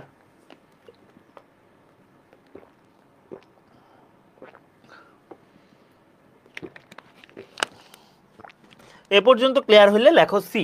ক্লিয়ার? তাহলে হচ্ছে সামনে যাই। সামনে আমাদের হচ্ছে আজকে নোট 3-তে ক্লাস নিতেছি, যাই হোক। তো আমাদের একটা আচ্ছা ক্লিয়ার ক্লিয়ার, তোমাদের যে প্যারাগ্রাফের ব্যাপারে আইডিয়া ছিল যে ভাই খালি মুখস্থ করতে হয়, চেঞ্জ হচ্ছে না, প্রত্যেকটা জিনিসই বুঝে বুঝে পড়া যায় এবং আমাদের বুঝে বুঝেই পড়তে হবে। ক্লিয়ার? তো এখন টপিক সেন্টেন্সটা কি? টপিক সেন্টেন্সটা হচ্ছে একটা প্যারাগ্রাফের শুরুর অংশ, শুরুর যে বাক্যটা, শুরুর একটা লাইন, সেটাকে বলা হয় হচ্ছে টপিক সেন্টেন্স। এখন টপিক সেন্টেন্সটার আসলেও কাজ কি? টপিক সেন্টেন্সটা কাজ কি? এখন ওই যে কি জানি একটা কথা আছে না, যে আগে হতে হবে দর্শনধারী তারপরে গুণ বিচারী। প্যারাগ্রাফের ক্ষেত্রেও ভাই ব্যাপারটা সেম, আগে তোমার দর্শনধারী হইতে হবে, তারপর তোমার ভিতরের অংশ পড়ে দেখবে। এখন তুমি প্যারাগ্রাফ লিখে দর্শনধারী, বা তুমি প্যারাগ্রাফটা ঠিকঠাক মতো লিখতেছো কিনা সেটা কিভাবে জাজ করবে? এখন আমাদের টিচাররা যেটা করে, কোনো কিছুর প্রথম আর শেষ লাইন পড়েই কাউকে জাজ করে, বা তুমিও একটা নর্মালি একটা মানুষকে কিভাবে জাজ করো? নর্মালি একটা মানুষকে জাজ করো হচ্ছে মানে তাকে প্রথমে দেখে। তাহলে তোমার একটা প্যারাগ্রাফে টিচার ফার্স্টেই কি পড়তেছে? ফার্স্টেই কিন্তু টপিক সেন্টেন্স পড়তেছে। তাহলে টপিক সেন্টেন্স পড়েই তোমাকে হচ্ছে জাজ করবে অনেকাংশে, আমাদের দেশে বেশি করবে। ঠিক আছে? সো তোমার টপিক সেন্টেন্সটা ওই রকম টপ নচ হইতে হবে, যে টপ নচ হইলেই তুমি বুঝতে পারবা যে না, তাহলে তোমার প্রতি একটা ভালো ইমপ্রেশন ক্রিয়েট হবে। তো এখন টপিক সেন্টেন্সটা আমরা এমনভাবে লিখবো যে এইটা তোমার হচ্ছে কন্ট্রোল অথবা গাইডস হোল প্যারাগ্রাফ, অর্থাৎ তোমার পুরা প্যারাগ্রাফটা নিয়ে, তোমার পুরা প্যারাগ্রাফটা নিয়ে কি করবে? সে একটা আইডিয়া দিয়ে দিবে, একটা কন্ট্রোলিং আইডিয়া দিয়ে দিবে, বা তুমি প্যারাগ্রাফটা আসলে কি কি লিখতে চাচ্ছ সেটা নিয়ে একটা মানে আইডিয়া দিবে। এখন তোমরা সামারি পড়ে আসছো না? সামারি তো অবশ্যই পড়ে আসছো। যারা পড়ে আসো না, ইউটিউবে দেখো, আমার একটা ভিডিও আছে সামারি, ইন্টারও কভার হয়ে যাবে ওই ভিডিওতে। এখন সামারি, তোমার পুরা প্যারাগ্রাফটা তুমি কি নিয়ে লিখতেছো সেটার এক লাইনে একটা সামারি লিখবা, অর্থাৎ তোমার টোটাল প্যারাগ্রাফটার একটা রিফ্লেকশন আসতে হবে, তোমার একটা টোটাল রিফ্লেকশন আসতে হবে। আরও তোমার কি কি ব্যাপারে খেয়াল রাখতে হবে? তোমার প্যারাগ্রাফটা লেখার উদ্দেশ্যটা কি সেটা তোমার বুঝতে হবে, অবজেক্টিভ এক্সপ্লেইনড। এখন এই কাজটা করা যাবে না, নট এন অ্যানাউন্সমেন্ট, এই কাজটা করা যাবে না। এটা একটু ভালো মতো বোঝো। আমরা প্যারাগ্রাফে আমাদের যত বই আছে, যাবতীয় যা কিছু আছে, আমি যেগুলা পড়ছি 99% কেসে আমাদের টপিক সেন্টেন্সটা একটা অ্যানাউন্সমেন্ট দিয়ে দেয়, মানে বিয়েবাড়ির মতো একটা অ্যানাউন্সমেন্ট দিয়ে দেয়। এখন কেন অ্যানাউন্সমেন্ট দেয় ভাই, আমি তোমাদেরকে এই জিনিসটা একটু এক্সপ্লেন করি। ধরো তোমাকে বললো যে দ্য কাউ নিয়ে একটা কিছু লিখতে, তুমি লিখলা the cow is a domestic animal, বা তুমি লিখলা the cow is a useful animal. এখন আচ্ছা, তুমি কি পুরা প্যারাগ্রাফে খুললেই বলতেছো যে মানে গরু কিভাবে উপকারী, ঠিক আছে? তারপর ধরো ট্রাফিক জ্যাম নিয়ে, ট্রাফিক জ্যামে তুমি বলতেছো ফার্স্টেই যে traffic jam is a common problem in Bangladesh, বা one of the most common problem in Bangladesh. এখন তুমি কি খালি এইটাই বলতেছো পুরা প্যারাগ্রাফে যে ট্রাফিক জ্যামটা কিভাবে প্রবলেম? না, তুমি কিন্তু ট্রাফিক জ্যাম কেন হইতেছে সেটা বলতেছো, ট্রাফিক জ্যামের ফলাফলটা কি তাও বলতেছো, এটার সমাধানটা কি তাও বলতেছো। তাহলে তুমি যে একটা অ্যানাউন্সমেন্ট দিলা, তোমার অ্যানাউন্সমেন্টটা কি ঠিক আছে? তোমার অ্যানাউন্সমেন্টটা কিন্তু ঠিক নেই। তোমরা 99% বই প্লাস হচ্ছে 99% স্টুডেন্টস এই ভুলটা করে, ঠিক আছে? তো ভালো জায়গায় হচ্ছে গেলে দেখবা এটাতে হবে না। ধরো নটর ডেমে তুমি খুব খুশি কুইজ দিয়ে আসছো, আরে আমি তো সেরা কুইজ দিছি, ফাটাই ফেলছি, পেজ নিছি। টিচার করবে কি জানো? তোমার যখন টপিক সেন্টেন্সটা লেখা ঠিক থাকবে না, সুন্দর করে এই যে এইটা ধরায় দিবে, 00 ধরায় দিবে। জাস্ট তোমার টপিক সেন্টেন্স না হইলে তোমার 00 ধরায় দিবে। তো খালি মানে মানে নটর ডেম বলো, বুয়েট বলো, ঢাকা বিশ্ববিদ্যালয় বলো, একটা কথা প্রচলিত আছে, সবচেয়ে সহজ এক্সামটা হচ্ছে ভর্তি পরীক্ষা। তো ভর্তি পরীক্ষার সময় তোমরা এগুলো শিখতেছো, সো আশা করি তোমাদের কাজে লাগবে। তো এইরকম টপিক সেন্টেন্স কেউ লিখবা না যে একটা এই যে ধরো ইংলিশ, ইম্পর্টেন্স অফ ইংলিশ, তোমরা অনেকেই লিখবা English is an international language, এটা কিন্তু তোমার একটা অ্যানাউন্সমেন্ট হয়ে গেছে, এটা কিন্তু তোমার কোনো টপিক সেন্টেন্স হয় নাই। তো এরকম সেন্টেন্সটা লিখবা না, ঠিক আছে? এটা আমাদের খেয়াল রাখতে হবে। কারা কারা লিখতা, কারা কারা এই কাজটা করতে, একটু হাত তোলো। প্যারাগ্রাফের ক্লাসটা করার পর ম্যাক্সিমাম স্টুডেন্টই বলে তাদের সারা জীবনের লার্নিংটা ভুল ছিল। লার্নিং এর একটা প্রসেসই হচ্ছে ডি লার্নিং অথবা আনলার্নিং, অর্থাৎ তুমি এতদিন যা শিখছো ভুল শিখে আসছো, ঠিক আছে? এই হচ্ছে ঘটনা। অনেক স্টুডেন্ট করতো এই যে ভাই আমি, হ্যাঁ দেখি কারা কারা করতা। এবং তোমার ওই লেখাটা পুরো একটা কমপ্লিট সেন্টেন্স হইতে হবে এবং কন্ট্রোলিং আইডিয়াস থাকতে হবে। এই ব্যাপারটা খুবই ইম্পর্টেন্ট, কন্ট্রোলিং আইডিয়াসটা খুবই ইম্পর্টেন্ট। অর্থাৎ ওই যে আমরা বললাম যে তোমার টিচার তোমার প্যারাগ্রাফটা পড়ে যাতে বুঝতে পারে যে তুমি বানায় লিখছো, তোমার মধ্যে ক্রিয়েটিভিটি আছে এবং তুমি ঠিকঠাক মতো লিখতে পারতেছো, এই জন্য তোমার একটা কন্ট্রোলিং আইডিয়া থাকতে হবে, ঠিক আছে? এখন তাই বলে তুমি অনেক বড় একটা সেন্টেন্স লিখতে পারবে না বা খুব ছোট একটা সেন্টেন্স লিখতে পারবে না, তোমাকে খুবই স্পেসিফিক ভাবে লিখতে হবে। এখন আসো আমরা কিভাবে টপিক সেন্টেন্সটা লেখে একটু দেখি বা একটু যাচাই করি। আচ্ছা, তোমাকে আমি লিখতে দিলাম, নটর ডেমে কিভাবে যাচাই করবে জানো? ধরো তোমাকে এই প্যারাগ্রাফটাই লিখতে দিছে, এই প্যারাগ্রাফটাই তোমাকে লিখতে দিছে যে ইম্পর্টেন্স অফ লার্নিং ইংলিশ। তুমি কি লিখছো জানো? English is an international language. এই যে এটা লিখছো, English is an international language, এইটা লিখছো। পারলে পেজ নিয়ে লিখছো, স্যারেরা কি করবে জানো? তোমার খাতা পড়েও দেখবে না, কিচ্ছু করবে না।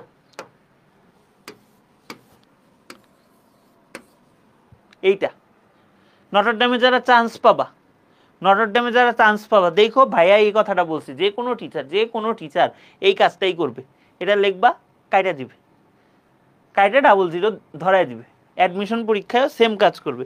তাহলে তুমি কি লিখবা? তুমি কি লিখবা বলো তো? এই সেন্টেন্সটা কারা কারা লিখতা বলো? এই সেন্টেন্সটা ম্যাক্সিমাম স্টুডেন্ট লিখতা না? এই প্যারাগ্রাফটা ম্যাক্সিমাম স্টুডেন্ট লিখতা না? আমাদের স্যার প্যারাগ্রাফ দিতে অনেক শীট দিয়ে, প্যারাগ্রাফের শীট দেওয়াটা একটা হচ্ছে মানে কি বলবো, যাই হোক কিছু বলবো না ভাই, এটা হচ্ছে তোমার ক্রিয়েটিভিটির জায়গা। তুমি লিখে টিচারকে দেখাবা যে স্যার অথবা ভাইয়া এটা ঠিক আছে কিনা, তাই না? তুমি কেন ভাই অন্যের লেখা পড়ে মুখস্থ করবা? তুমি তার চেয়ে ভালো লেখার চেষ্টা করবা। তাহলে এই লেখাটা লেখা যাবে না। বাট আমরা একটু ঘুরে পেঁচায় লিখি যাতে আমাদের প্যারাগ্রাফটা সুন্দর হয়। তো আমরা ধরো এটাকে এইভাবে লিখি, English is an international language, ঠিক আছে, আমি মানি।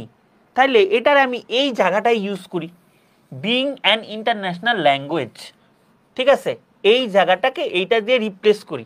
এখন ইংলিশটা ইম্পর্টেন্স অফ লার্নিং ইংলিশ বলছে, একটা কাটিং এজ বা একটা সুন্দর একটা ভোকাবুলারি দেই, ইম্পর্টেন্ট ফ্যাক্টর বা দিলা সিগনিফিকেন্ট ফ্যাক্টর।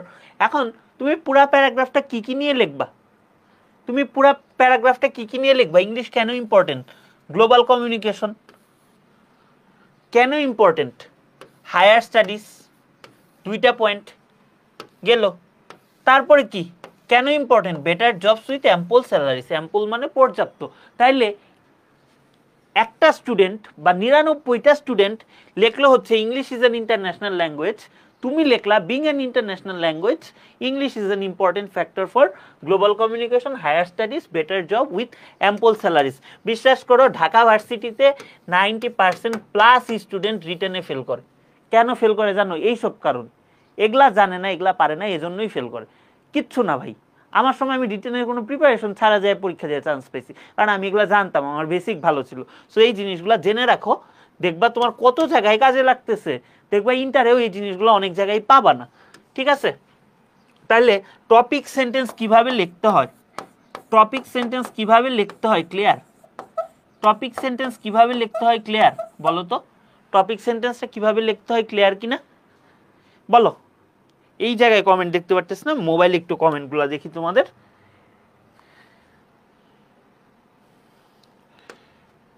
ভাই এক্সট্রা পেজের চিন্তা করতে হবে না, যা দিবে তাতেই লেখো। হ্যাঁ ক্লিয়ার বলছো, ওকে ক্লিয়ার। এখন ভাই আসো আমরা একটু বডি নিয়ে কাজ করি, আমরা একটু বডি নিয়ে কাজ করি। এখন তার আগে আমি বলি, এই কানেক্টরস যে তোমরা পড়ে আসছো, কানেক্টরসগুলো এখন ঠিকঠাকভাবে আমাদের ইউজ করতে হবে, কানেক্টরসগুলো আমাদের ঠিকঠাকভাবে ইউজ করতে হবে। কিভাবে আমরা কানেক্টরসগুলো ঠিকঠাকভাবে ইউজ করব, এইটা একটা কথা। এখন কয়েকটা জিনিস ভাই আমাদের খেয়াল রাখবা, যে কানেক্টরস বেশি ইউজ করা যাবে না, বেশি কানেক্টরস ইউজ করা একটা খারাপ জিনিস, ঠিক আছে? ওই খারাপ জিনিস করা যাবে না, পর্যাপ্ত কানেক্টরস ইউজ করা লাগবে।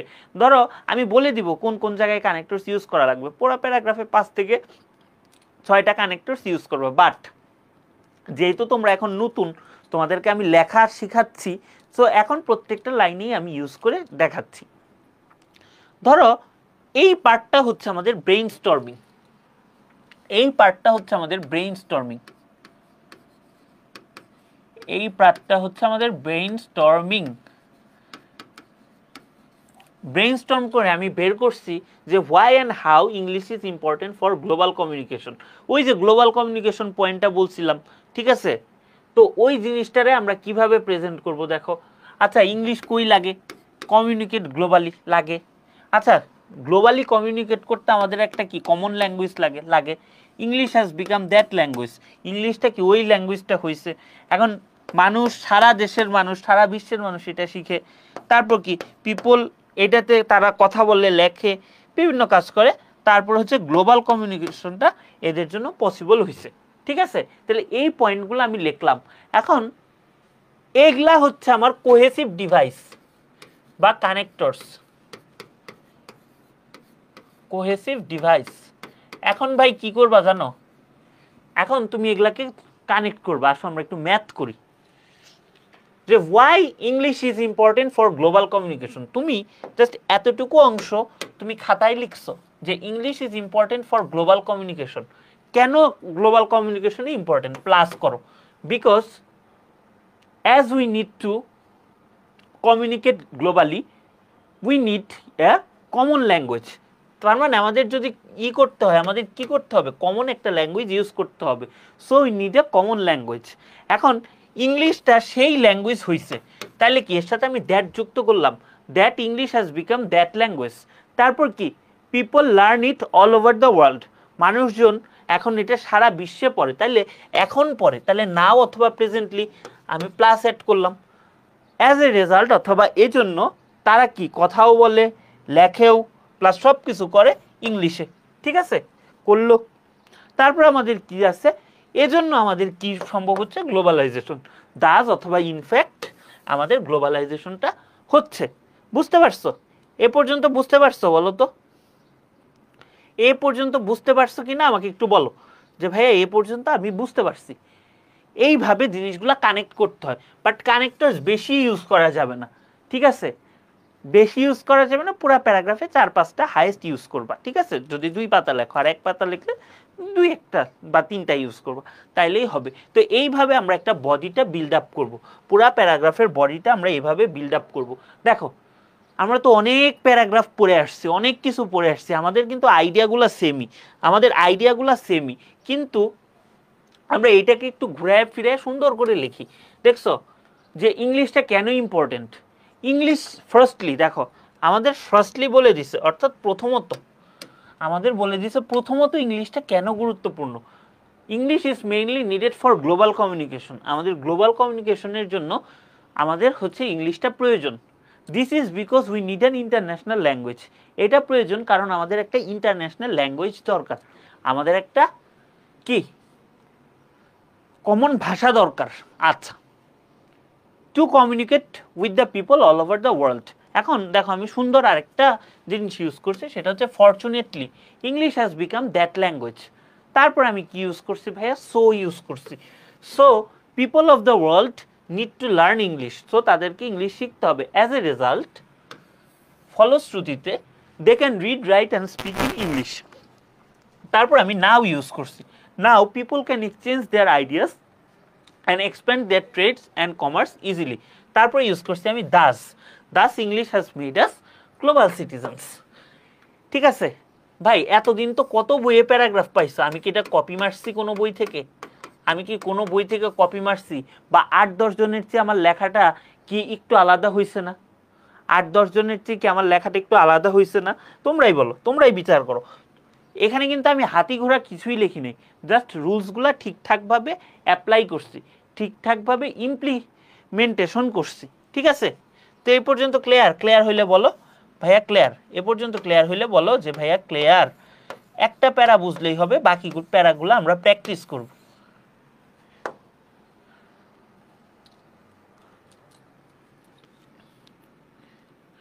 আচ্ছা বলো এ পর্যন্ত ক্লিয়ার কিনা। তারপরে আমাদের ইংলিশটা কেন দরকার দেখো আমরা কিন্তু শুরুতেই বলছি হচ্ছে হ্যাঁ। আচ্ছা, সেকেন্ডলি বলছি secondly English is required for higher studies. এই কিভাবে দরকার, ইংলিশটা কেন দরকার? এই পাশে আমাদের কি আছে বলো তো? এই পাশে আছে হচ্ছে আমাদের ব্রেইনস্টর্মিং,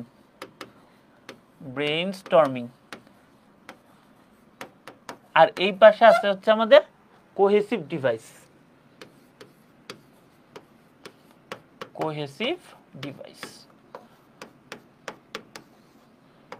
তাহলে secondly English is required for higher studies. কিভাবে দরকার? কারণ কি হায়ার স্টাডিজের সমস্ত বই খাতা কিসে লেখা? ইংলিশে লেখা। তাহলে as since because books study materials are in English. তারপর কি এটারেও আমরা প্লাস করলাম বিসাইডস অথবা moreover lecture presentations are in English দিলাম। তারপর হচ্ছে আমরা আরেকটা প্লাস করলাম ফার্দার অথবা ফার্দার মোর টেস্টস। এটা হবে টেস্ট, এস হবে একটা, টাইপরাইটার মিস্টেক করছে। টেস্টস, ইভালুয়েশনস, রিসার্চ, এগুলাও কি আমাদের ইংলিশে হয়। আবার প্লাস করলাম, ইন অ্যাডিশন দিলাম English is the main language for higher studies দিলাম।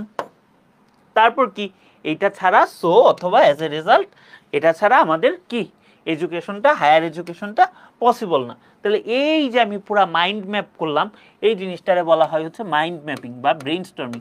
এটা কিন্তু আমি পুরো আমার মাইন্ডটারে ম্যাপ করে ফেললাম। এখন এই ম্যাপ অনুসারে আমি লিখবো। তাহলে আগে চিন্তা করবা, আগে ভাববা, তারপরে আমরা লিখবো। তাহলে দেখো তো আমরা কত সুন্দর হয়েছে আমাদের লেখাটা। দেখো নিজের লেখাই আমরা নিজেরা অনেক সময় আছে চিনতে পারবো না, ঠিক আছে? এতটাই সুন্দর হয়। দেখো সেকেন্ডলি আমাদের কি আছে বলো তো? Secondly English is mostly needed for higher studies. ইংলিশটা মোস্টলি আমাদের দরকার হায়ার স্টাডিজের জন্য দরকার, ঠিক আছে? Because the books and the study materials regarding higher studies are written in English দিলাম। এই যে দেখো আমি এখানে কতগুলা ইউজ করছি।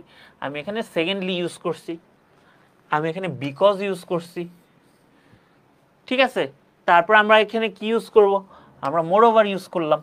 Moreover teachers deliver lectures and students attend lectures in English দিলাম।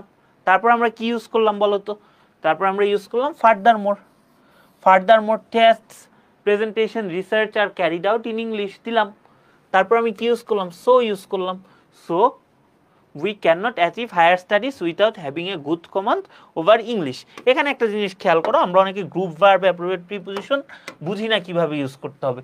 এই যে দেখো কমান্ড ওভার দিলাম, দিয়ে আমাদের কি বোঝাচ্ছে, আমাদের দক্ষতাকে বোঝাচ্ছে। এই হচ্ছে আমার টোটাল ঘটনা। ঠিক আছে, দেখছো আমরা সেকেন্ড প্যারাটাও কিন্তু ডেভেলপ করে ফেলছি।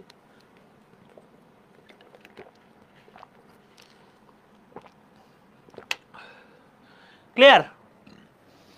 ক্লিয়ার? এই পর্যন্ত ক্লিয়ার বলো তো?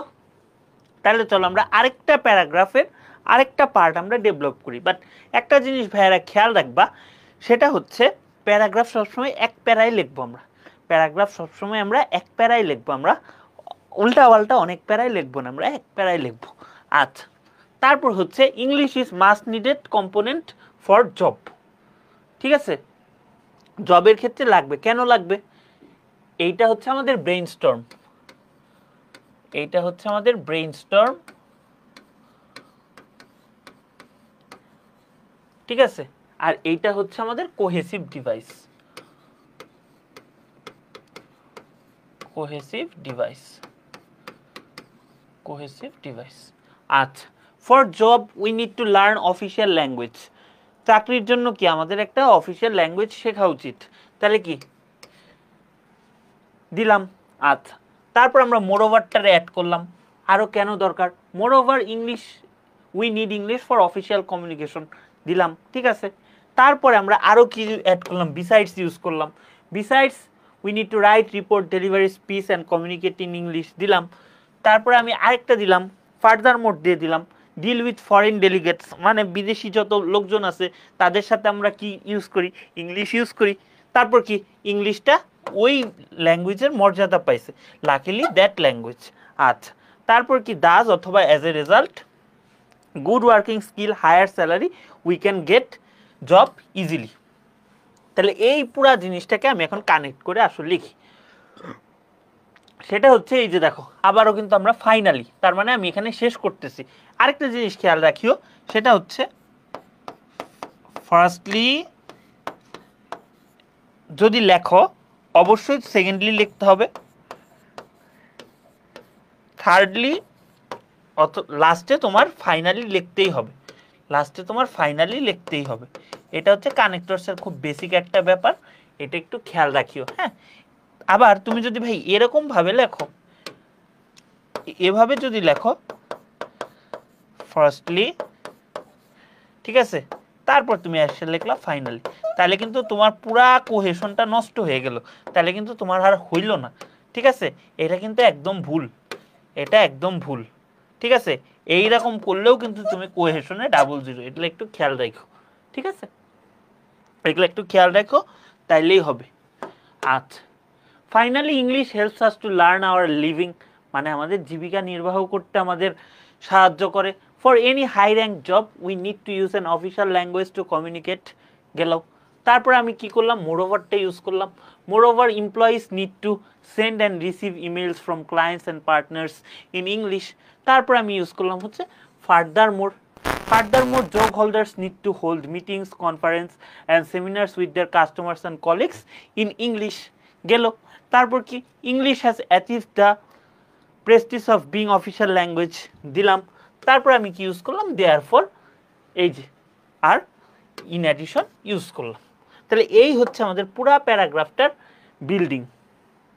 জাস্ট আরেকটা পার্ট আমাদের বাদ আছে, আরেকটা পার্ট হচ্ছে আমাদের বাদ আছে, তাইলেই হচ্ছে আমাদের হয়ে যাবে। ঠিক আছে, এ পর্যন্ত ক্লিয়ার? তো চলো, এ পর্যন্ত যদি ক্লিয়ার থাকে বা বডি নিয়ে কোনো প্রবলেম থাকে আমাকে একটু জানাও, আমি কমেন্টে দেখতেছি। এখন আমাদের একটা প্যারাগ্রাফের টপিক সেন্টেন্স লেখাটা যত ইম্পর্টেন্ট, বডি লেখাটা যতটা ইম্পর্টেন্ট, ততটাই ইম্পর্টেন্ট বা আরেকটা জিনিস ইম্পর্টেন্ট, সেটা হচ্ছে আমাদের টার্মিনেটর অথবা কনক্লুডিং সেন্টেন্স লেখা।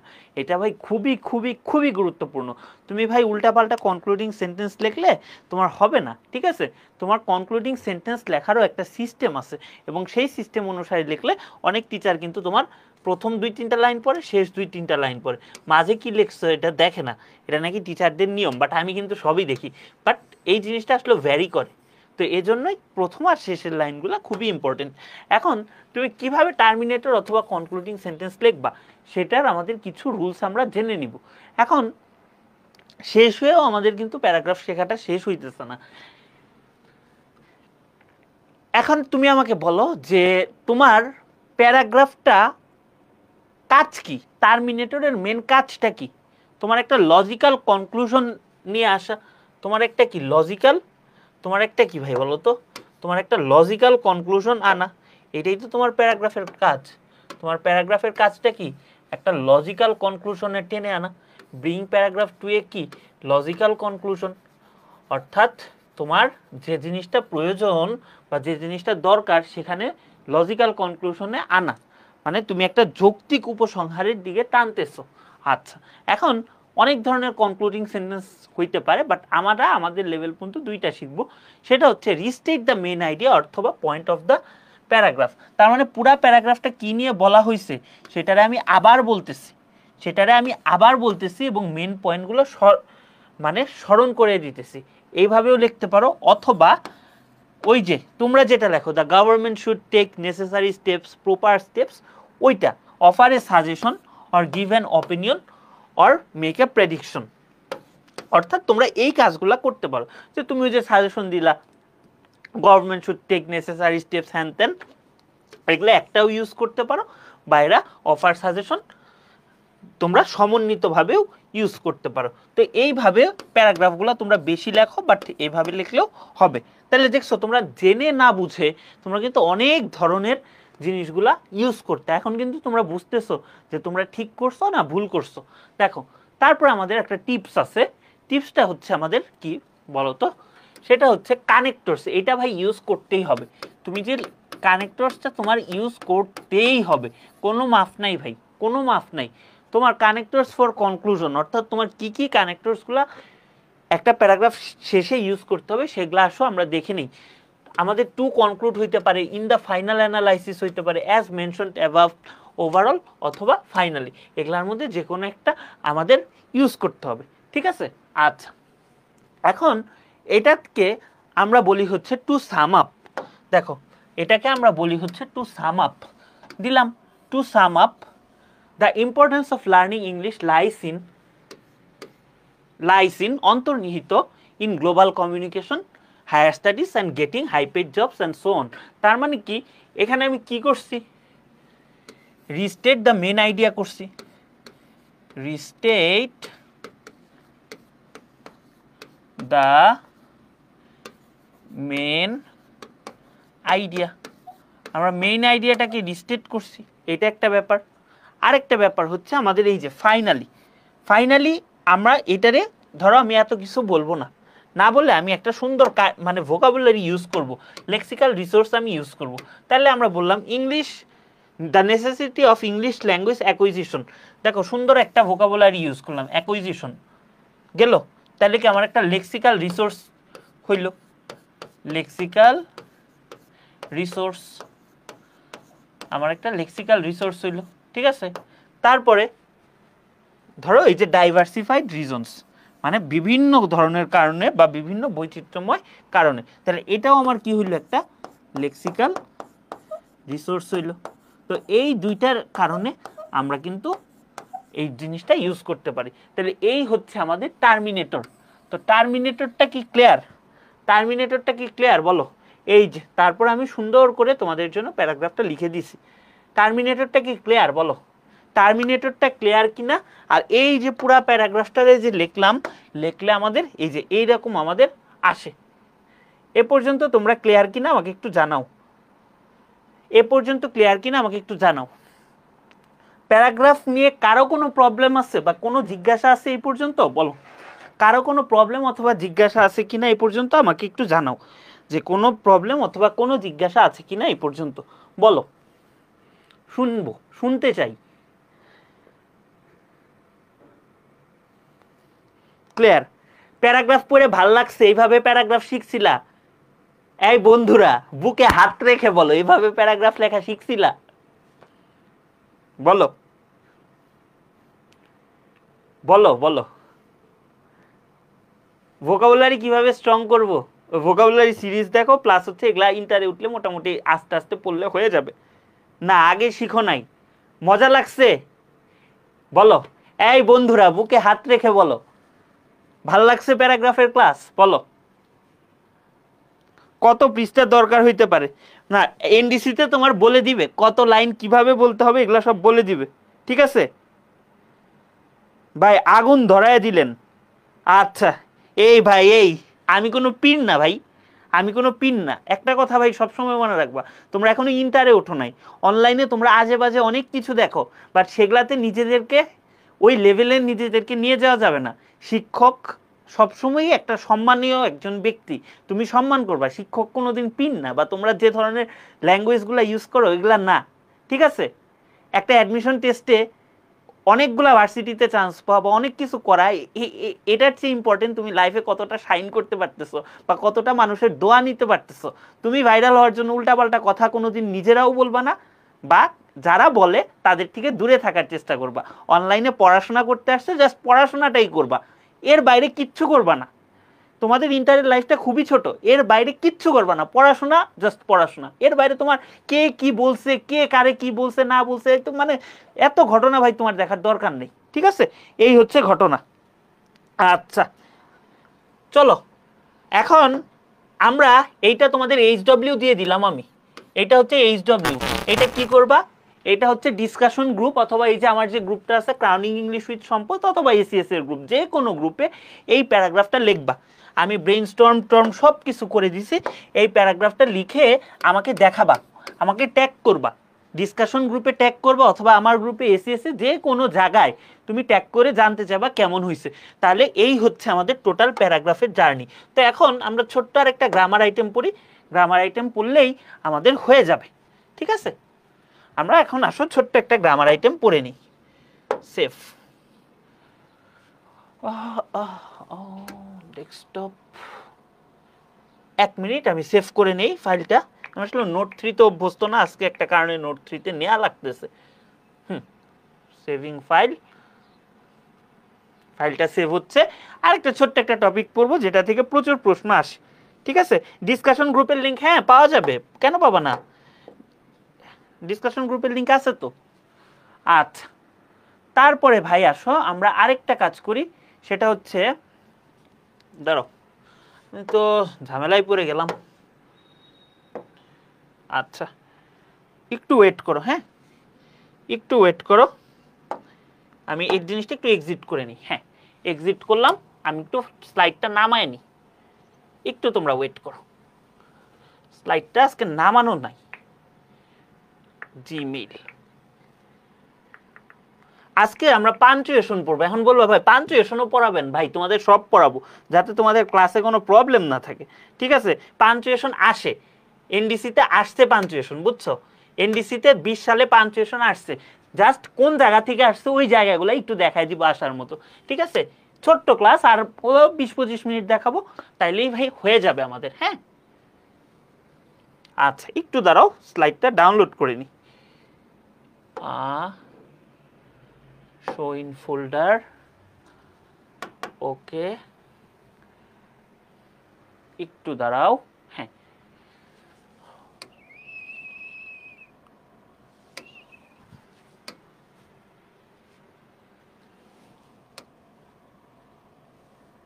সেভ এস দিস পিসি, হ্যাঁ ডাউনলোডস পিডিএফ, পিডিএফ করে নিলাম, নিয়ে নামাচ্ছি। হ্যাঁ পাঞ্চুয়েশন ইজি টপিক, বাট প্রশ্ন আসে, বুঝছো? জাস্ট কয়েকটা কেস থেকেই প্রশ্নগুলো আসে, তো আমরা দেখে নিব, পাঞ্চুয়েশন আমরা পড়ে নিব, সমস্যা হবে না। পাঞ্চুয়েশন এত টপিকেই সমস্যা হয় না, এই পাঞ্চুয়েশনে কেন সমস্যা হবে বলো তো? খুব সহজ টপিক।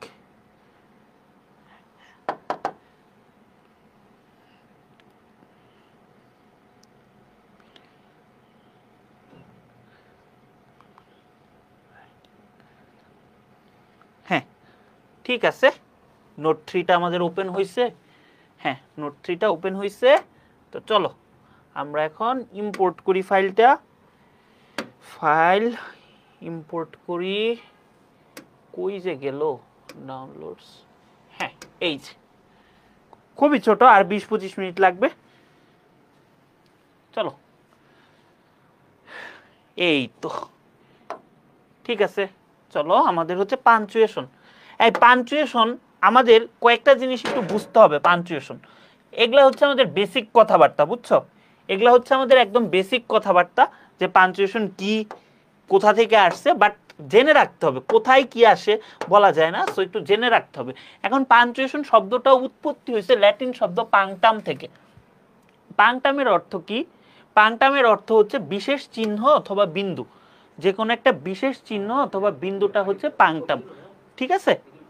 এখন এই জিনিসটা আমরা কোথায় ইউজ করি বলতো?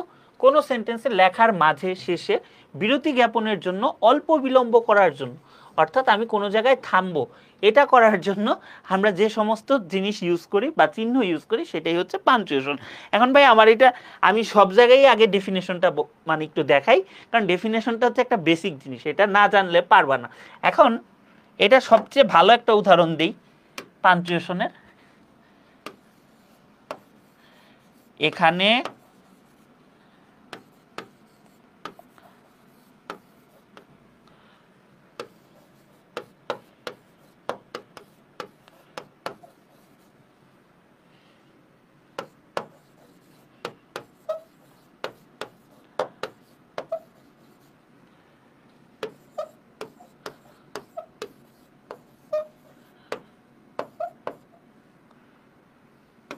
বলো, এইটা এইটা তোমরা যদি মাথায় রাখতে পারো, পাঞ্চুয়েশন আর কোনোদিন ভুল হবে না, ঠিক আছে? এখানে প্রস্তাব করিবেন, না করিলে 500 টাকা জরিমানা, ঠিক আছে? এটা কি ঠিক আছে বলো তো? এটা কি ঠিক আছে? এটা কি ঠিক আছে বলো তো? এটা কিন্তু ঠিক নাই। পাঞ্চুয়েশনটা কি এখানে বসবে?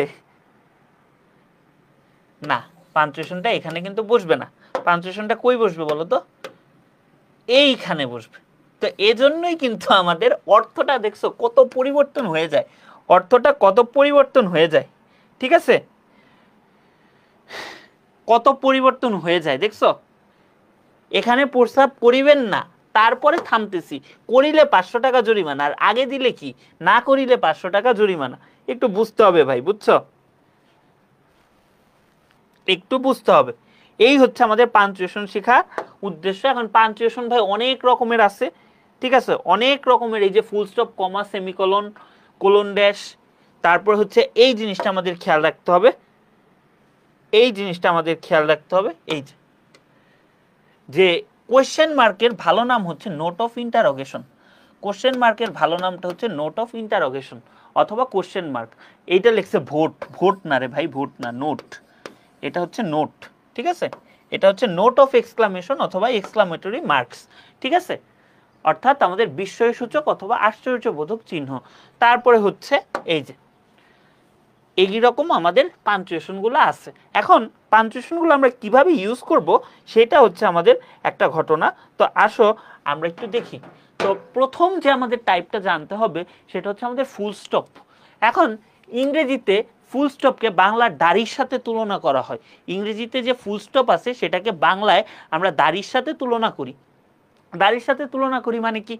বাংলায় আমরা যে সমস্ত কেসে দাড়ি ইউজ করি, ইংলিশে আমরা ফুল স্টপ ইউজ করি। এখন এটা দ্বারা বাক্যের পূর্ণ বিরতি বোঝায়, অর্থাৎ একদম আমি থেমে গেছি সেটা বোঝায়। এখন তুমি আমাকে বলো যে কোথায় কোথায় আমরা এই জিনিসটা ইউজ করি। এখন আমাদের এইটা হচ্ছে কেস 1। আমাদের কেস 1, আমরা যে কোনো অ্যাসার্টিভ সেন্টেন্স, ইম্পারেটিভ সেন্টেন্স অথবা অপটেটিভ সেন্টেন্সের শেষে ফুল স্টপ ব্যবহার করি। যে কোনো অ্যাসার্টিভ সেন্টেন্স, ইম্পারেটিভ সেন্টেন্স অথবা অপটেটিভ সেন্টেন্সের শেষে আমরা হচ্ছে ফুল স্টপ ব্যবহার করি। এটা তো ভাই তোমরা চিনো, assertive sentence, imperative sentence, optative sentence, যেরকম দে রেসপেক্ট দেয়ার প্যারেন্টস, এটাকে আমাদের একটা অ্যাসার্টিভ সেন্টেন্স।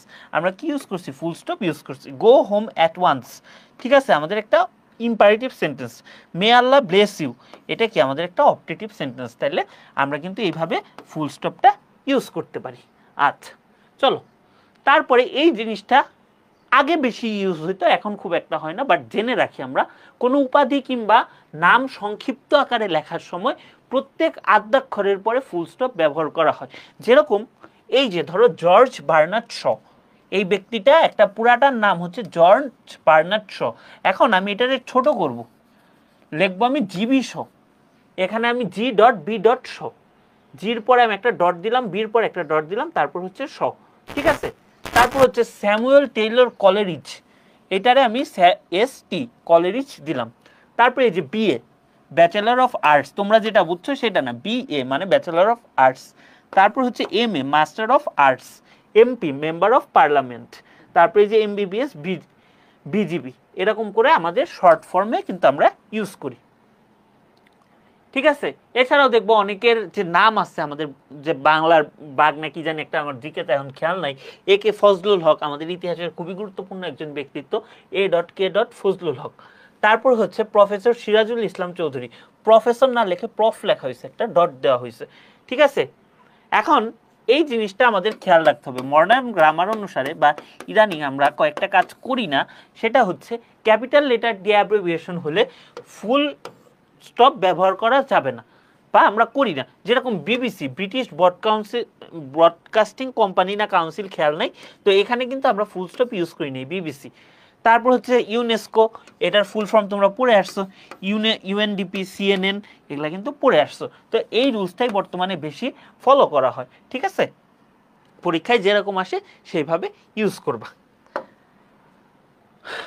তাহলে ফুল স্টপ কি ক্লিয়ার? ক্লিয়ার? এই পর্যন্ত ক্লিয়ার হইলে লেখো সি, যে ক্লিয়ার।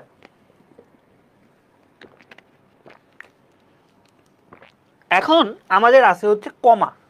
কমা হচ্ছে ভাইয়া আমাদের স্বল্পতম বিরতি চিহ্ন। সাধারণত আমরা এক গণনা করতে, এক বলতে যতটুকু সময় লাগে অতটুকু গ্যাপ দেওয়ার জন্য আমরা কমাটা ইউজ করি। আসলে এইভাবে তো আসলে বোঝা পসিবল না, আমাদের নির্দিষ্ট কিছু জিনিস আছে, ওই জিনিসগুলো দেখে আমরা বুঝবো। এখন এখানে কয়েকটা কথা আছে ভাই, কমার ব্যবহার থেকেই এনডিসিতে কোশ্চেন আসছে। সো কমার ব্যবহার ভুল করলে কিন্তু নেই কোনো ক্ষমা, এটা খুব ভালোভাবে জানতে হবে। এখন আমাদের বিশেষ, ওই যে তোমাদেরকে প্রথমে যে কমার ব্যবহারটা দিলাম, এই যে দেখছো এখানে প্রস্রাব করিবেন না, করিলে 50 টাকা জরিমানা, কিন্তু তোমার এখানে কি হবে, করিবেন না। অর্থাৎ আমার বক্তার বক্তব্য স্পষ্টভাবে ইউজ করার জন্য, বা আমার বক্তার বক্তব্যটা ঠিকভাবে প্রকাশ পাচ্ছে কিনা, এর জন্যই আমরা কমাটা ইউজ করব। চলো এখন আমাদের কয়েকটা কেস দেখবো কমার। কোনো বাক্যে একই শ্রেণীর দুইয়ের অধিক ওয়ার্ড, ফ্রেজ বা ক্লজকে পৃথক করতে কমা ব্যবহার করা হয়। যেরকম একই শ্রেণীর, একটা জিনিস খেয়াল রাখবা, সেটা হচ্ছে একই শ্রেণীর, ঠিক আছে, একই শ্রেণীর। দেখো I invited Salikur, Moshiur and Siddiqur, তারা তো মানুষ, তারা কি একই শ্রেণীর, এখন তাদেরকে আলাদা করতে আমি কমা ইউজ করতেছি। তারপর হচ্ছে he is an honest, poor and sincere worker, এখানে আমি কি ইউজ করতেছি বলো তো, এখানে আমি কমা ইউজ করতেছি, ঠিক আছে। তার মানে কি, একই জাতীয় শব্দ, Bangladesh, India, Pakistan and Nepal will attend the conference, এরা দেশ একই জাতীয়, এদেরকে আলাদা করার জন্য আমি কমা ইউজ করতেছি।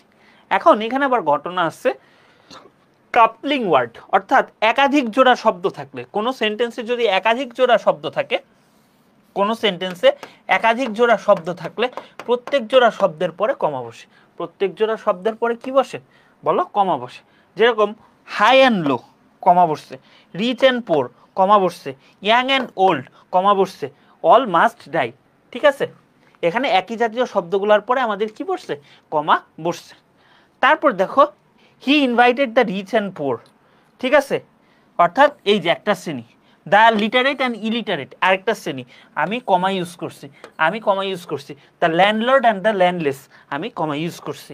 তাহলে এইরকম একাধিক জোড়া শব্দ থাকলে প্রত্যেক জোড়া শব্দের পরেও আমাদের কি বসে, আমাদের কমা বসে, ঠিক আছে। এই হচ্ছে ঘটনা।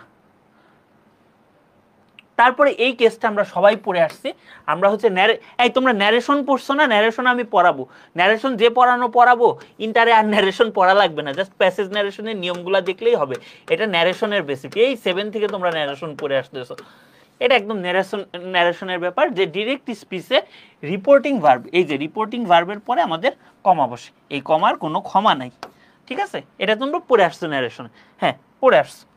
আচ্ছা, ভোকেটিভ কেস অথবা কেস অফ অ্যাড্রেস, মানে সম্বোধন কারক, কারক বিভক্তি পড়ে আসছো না, আমি তো বাংলাও পড়াইছি, বাট এখন পড়াই না বাংলা, ইংলিশে অনলাইনে পড়াচ্ছি।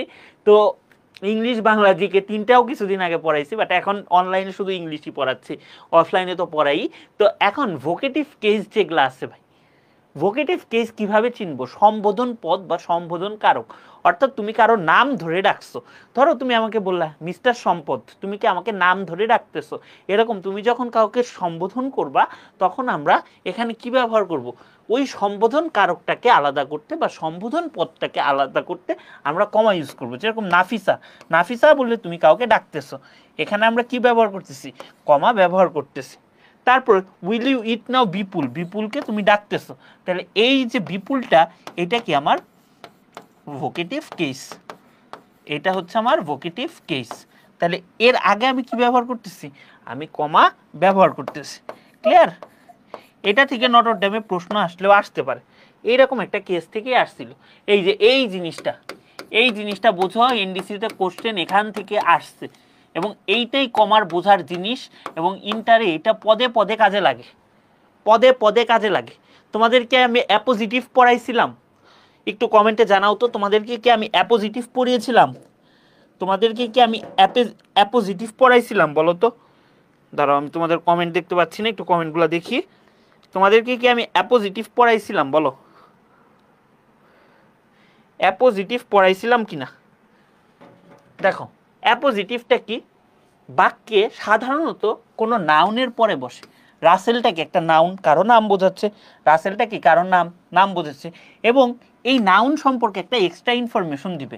নাউন সম্পর্কে একটা এক্সট্রা ইনফরমেশন দিবে, বা নাউন সম্পর্কে কিছু কথা বলবে, অর্থাৎ কিছু কথা বাড়াই বলবে, ঘটকের মতো কিছু কথা বাড়াই বলবে, কিন্তু বাক্যের ভার্ব নির্ধারণে এদের কোনো ভূমিকা নাই।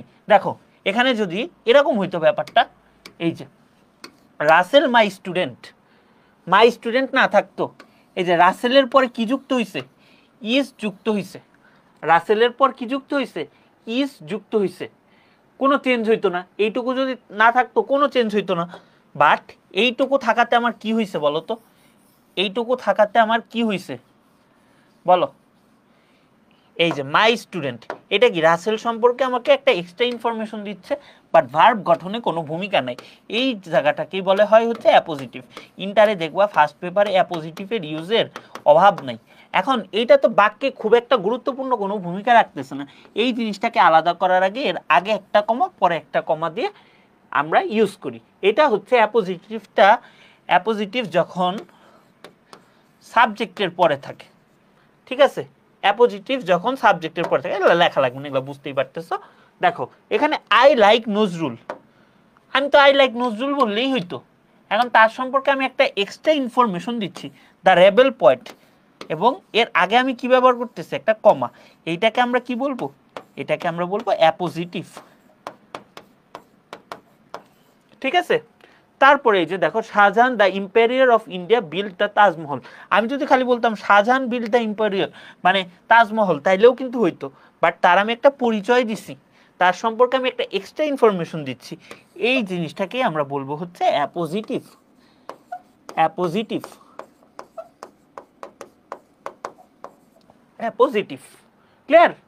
অ্যাপোজিটিভের ব্যাপারটা ক্লিয়ার? এখান থেকেই কিন্তু নটর ডেমে প্রশ্ন আসছে। দেখো এখানে উত্তর দেওয়া আছে, আজকে কিচ্ছু করার নেই, নোট 3-তে হচ্ছে ক্লাস নিতে হচ্ছে। তো এখানে দেখো নটর ডেমে 2020 সালে কোশ্চেনটা আসছিল ভাই, এটা বোঝাই যাচ্ছে, এটা বোঝাই যাচ্ছে। পল ওয়াজ বিহেডেড the rain of narrow.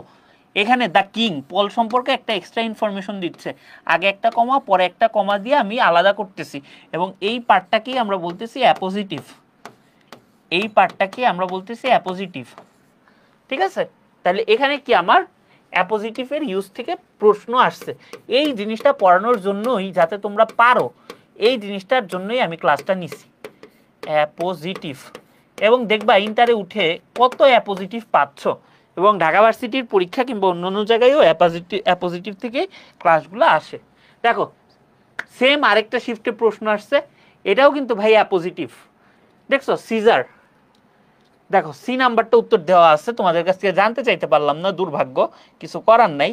But এই যে সিজার সম্পর্কে একটা এক্সট্রা ইনফরমেশন দিচ্ছে, দিয়ে এই যে রিটার্ন টু রোম, শুধু তো সিজার রিটার্ন টু রোম দিলেও হইতো, বাট একটা এক্সট্রা ইনফরমেশন দিচ্ছে, এর আগে একটা কমা পরে একটা কমা, আগে একটা কমা পরে একটা কমা, এবং এই জিনিসটাকেই আমাদের বলা হয় হচ্ছে ইউজ অফ অ্যাপোজিটিভ।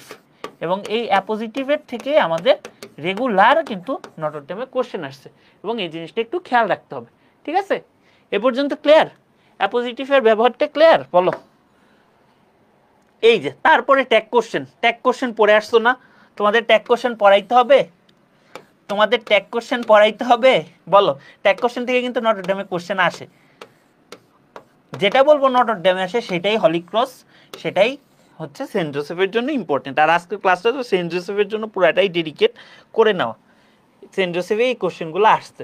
এখন ট্যাগ কোশ্চেনকে বাকি সেন্টেন্সের আলাদা, মানে বাকি অংশ থেকে আলাদা করার আগে এর আগে একটা কমা বসে, যেরকম it is very cold today isn't it, আজকে খুবই ঠান্ডা, তাই নয় কি? তারপর দেখো রাইট, আমি কিন্তু ট্যাগ কোশ্চেন ইউজ করতেছি। ইংরেজরা খুবই ভদ্র জাতি, এই জন্য ট্যাগ কোশ্চেন ইউজ করে, আমরা কিন্তু কথায় কথায় খুব একটা ট্যাগ কোশ্চেন ইউজ করি না। ঠিক আছে, এই হচ্ছে আমাদের ঘটনা। এখন এই যে ইয়েস নোর পরে সাধারণত এই যে ইয়েস নো বাক্যের শুরুতে এরকম ভাবে ব্যবহৃত হলে এরপর কমা বসে, এই হচ্ছে আমাদের ডিটেলসে কমার ইউজ। কমাটা ক্লিয়ার? কমা নিয়ে আর কারো কোনো প্রবলেম হবে? কমা নিয়ে কারো কোনো প্রবলেম হবে? বলো যে ভাইয়া কমা নিয়ে আর কারো কোনো প্রবলেম হবে কিনা, বলো কমা নিয়ে কারো কোনো প্রবলেম হবে কিনা, বলো বলো বলো। আমরা ছিলাম হচ্ছে 17 নাম্বারে। হ্যাঁ ঠিক আছে, চলো। হ্যাঁ ট্যাগ পারি, ট্যাগ সবাই পারে ভাই। আচ্ছা, তো এখন ট্যাগ কোশ্চেন নিয়ে আমার একটা মজার ঘটনা আছে, বুঝছো? আমি ভালো স্টুডেন্ট ছিলাম সবসময়, তো ট্যাগ কোশ্চেন কোনো এক কারণে আমাদের সময় তো অনলাইনে এত ভিডিও ছিল না, এত কিছুই ছিল না, তো কোনো এক কারণে আমি অসুস্থ ছিলাম বা কিছু একটা কারণে আমি পরীক্ষার আগে ট্যাগ কোশ্চেনটা পড়তে পারিনি, প্লাস আমার প্রাইভেটটাও মিস গেছিলো। তো আমার পিছনের বন্ধুরা আমি খুব মানে অনুরোধ করছিলাম বন্ধুরে দেখানোর জন্য ট্যাগ কোশ্চেন, কিন্তু আমার দেখাই নেই। ঠিক আছে, পরে আমি রাগে নিজেই ট্যাগ কোশ্চেনটা শিখছিলাম, এই গ্রামারে এই একটা আইটেমই নিজে নিজে শিখছি, এটা হচ্ছে ট্যাগ কোশ্চেন। আচ্ছা, এখন সেমিকলন কখন ইউজ করব? খুব ইম্পর্টেন্ট না হলেও ইম্পর্টেন্ট। এখন এখানে আমাদের বইগুলোতে কি লেখা থাকে যে কমার চেয়ে বেশি, ফুল স্টপের চেয়ে কম। আমরা কি টাইম নিয়ে মাপবো? আমরা কিন্তু টাইম দিয়ে মাপবো না, বাট আমরা কখন ইউজ করব এগুলো একটু দেখব। যেরকম এইটা আমাদের খুব সুন্দর একটা ইউজ, নটর ডেমে আসার মতো একটা কেস এটা, সেটা হচ্ছে কি হইল, আচ্ছা, বিভিন্ন সাবজেক্ট বিশিষ্ট ক্লজকে পৃথক করে দেখানোর জন্য সেমিকোলন ব্যবহৃত হয়। ঠিক আছে, আমাদের সেমিকোলন ব্যবহৃত হয়। যেরকম আমরা ক্লজ তো জানি, এই যে উই আর পোর, আমরা গরিব কিন্তু ভিক্ষুক না, এই যে আমরা আলাদা করার জন্য আমরা একটা সেমিকোলন ইউজ করলাম। এই যে দেখো, টু এর ইজ হিউম্যান, মানুষ মাত্রই ভুল, টু ফরগিভ ইজ ডিভাইন, তাহলে কি দুইটা ভিন্ন সাবজেক্ট যুক্ত, এবং এদেরকে আমি আলাদা করব, এদেরকে আমি আলাদা করব। এদেরকে যদি আমি আলাদা করি তাহলে আমি মাঝখানে কি ইউজ করব? আমি সেমিকোলন ইউজ করব। তারপরে যে দেখো, to rise early is a good habit, to kill time is bad, এটা কিন্তু আমাদের সাবজেক্ট যুক্ত একটা ক্লজ, এটাও হচ্ছে আমার একটা ক্লজ। এখন এদেরকে আমি আলাদা করে, মানে আলাদা কিন্তু এদেরকে আমি বাক্য, একটা বাক্যে দেখাবো। এখানে আমি কি ব্যবহার করতেছি? আমি ব্যবহার করতেছি সেমিকোলন, আমি ব্যবহার করতেছি সেমিকোলন। হ্যাঁ, আমি সেমিকোলন ব্যবহার করতেছি। ঠিক আছে, এই সেমিকোলনটা তোমাদের ক্লিয়ার? বলো তো সেমিকোলনটা ক্লিয়ার, বুঝতে পারছো কিনা? আসলে জাস্ট এই কেসটা থেকেই সেমিকোলনের নটর ডেম বলো, হলি ক্রস বলো, কিংবা সেন্ট জোসেফ বলো, এখান থেকেই আসবে। ক্লিয়ার এই পর্যন্ত? এখন হচ্ছে আমরা কোলনের ব্যবহারটা দেখি। হ্যাঁ, কোলনের ব্যবহারটা, হ্যাঁ ক্লিয়ার? হ্যাঁ ক্লিয়ার। আচ্ছা, তো আমরা গণনা করে এক এক সময় যদি মানে আমরা গণনার মতো করে কিছু বলি, তখন আমরা কোলন ব্যবহার করি। অর্থাৎ কোনো আমরা যখন উদাহরণ দিব, দৃষ্টান্ত দিব বা সংখ্যা বোঝাবো, উদাহরণ, সংখ্যা বা দৃষ্টান্ত প্রকাশের পূর্বে আমরা কোলন ব্যবহার করি। যেরকম the degrees are of 3 kind. এখন কি কি ধরনের ডিগ্রি, আমি কিন্তু এখন উদাহরণ দিচ্ছি, আমি এখানে কি দিচ্ছি, আমি এখানে এক্সাম্পল দিচ্ছি, তাহলে এক্সাম্পল দেওয়ার জন্য আমি কি ব্যবহার করতেছি, আমি এখানে কোলন ইউজ করতেছি। এখন কি কি পজিটিভ হতে পারে, কম্পারেটিভ হতে পারে, সুপারলেটিভ হতে পারে, ঠিক আছে। তারপর হচ্ছে আমাদের অ্যাজেক্টিভ। অ্যাজেক্টিভ আমাদের কি কি আছে বলো তো, এই যে কিছু অ্যাজেক্টিভের উদাহরণ দিলাম, poor, ideal, noisy, Japanese, good, beautiful, এগুলা, ঠিক আছে। তারপর হচ্ছে আমরা ভয়েস, উদাহরণ দেওয়ার জন্য আমরা অ্যাক্টিভ ভয়েস অথবা প্যাসিভ ভয়েস আমরা ইউজ করলাম, ঠিক আছে। বুঝতে পারছো, এইটাই হচ্ছে মূলত আমাদের কোলনের ব্যবহার। এখন আরেকটা হচ্ছে আমাদের ডায়লগে ব্যবহার করা হয়। মেন কথা, আমরা ডায়লগ লিখে আসছি না, আমরা কি ডায়ালগ লিখে আসছি বলো, আমরা ডায়ালগ লিখে আসছি না, আমরা যে ডায়ালগ লিখে আসছি, ডায়ালগে আমরা হচ্ছে এটা ইউজ করছি, ঠিক আছে। মাথা ঘুরাইতেছে, এত গরম রে ভাই।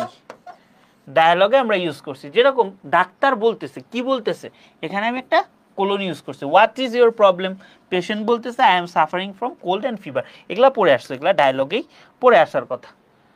তারপর ভাই একদম সহজ উদাহরণ, সময় লেখার জন্য ঘন্টা এবং মিনিটের মাঝে এই যে কোলন বসে, যে 10টা 30 মিনিট, এটা হচ্ছে আমাদের কোলন হবে, এটা হচ্ছে কোলন হবে 11টা 25 মিনিট, ঠিক আছে, 1টা 30 মিনিট।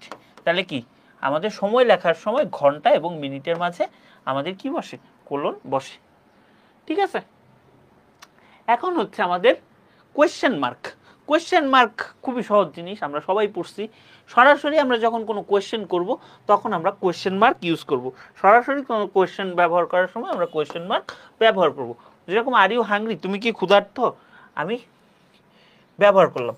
তারপর কি, do you go to college regularly, আমি কি ব্যবহার করলাম, কোয়েশ্চেন মার্ক ইউজ করলাম। Did she break the glass, আমি কোয়েশ্চেন মার্ক ব্যবহার করলাম। খুবই সহজ জিনিস এটা, এই যে ট্যাগ কোশ্চেনে আমরা ইউজ করি, ট্যাগ কোশ্চেনে ইউজ করি। আমি জাস্ট তোমাদেরকে রেসপন্সিবিলিটি এটা শেষ করে দেবো, এটা সবাই পারবা, খুব সহজ জিনিস। তারপরে হচ্ছে WH দ্বারা আমরা যে কোয়েশ্চেনগুলো করি তাদের পরে আমি কি ব্যবহার করি, কোয়েশ্চেন মার্ক ব্যবহার করি, আমি কোয়েশ্চেন মার্ক ব্যবহার করি, আমি কোয়েশ্চেন মার্ক ব্যবহার করি, ঠিক আছে। ক্লিয়ার? এ পর্যন্ত ক্লিয়ার বলো, এ পর্যন্ত ক্লিয়ার কিনা? ইন্টারে উঠলেও দেখবা পাঞ্চুয়েশন এগলেই, পাঞ্চুয়েশন খুব সহজ একটা টপিক, খুচরা টপিক, এজন্য পড়ায় দিচ্ছি।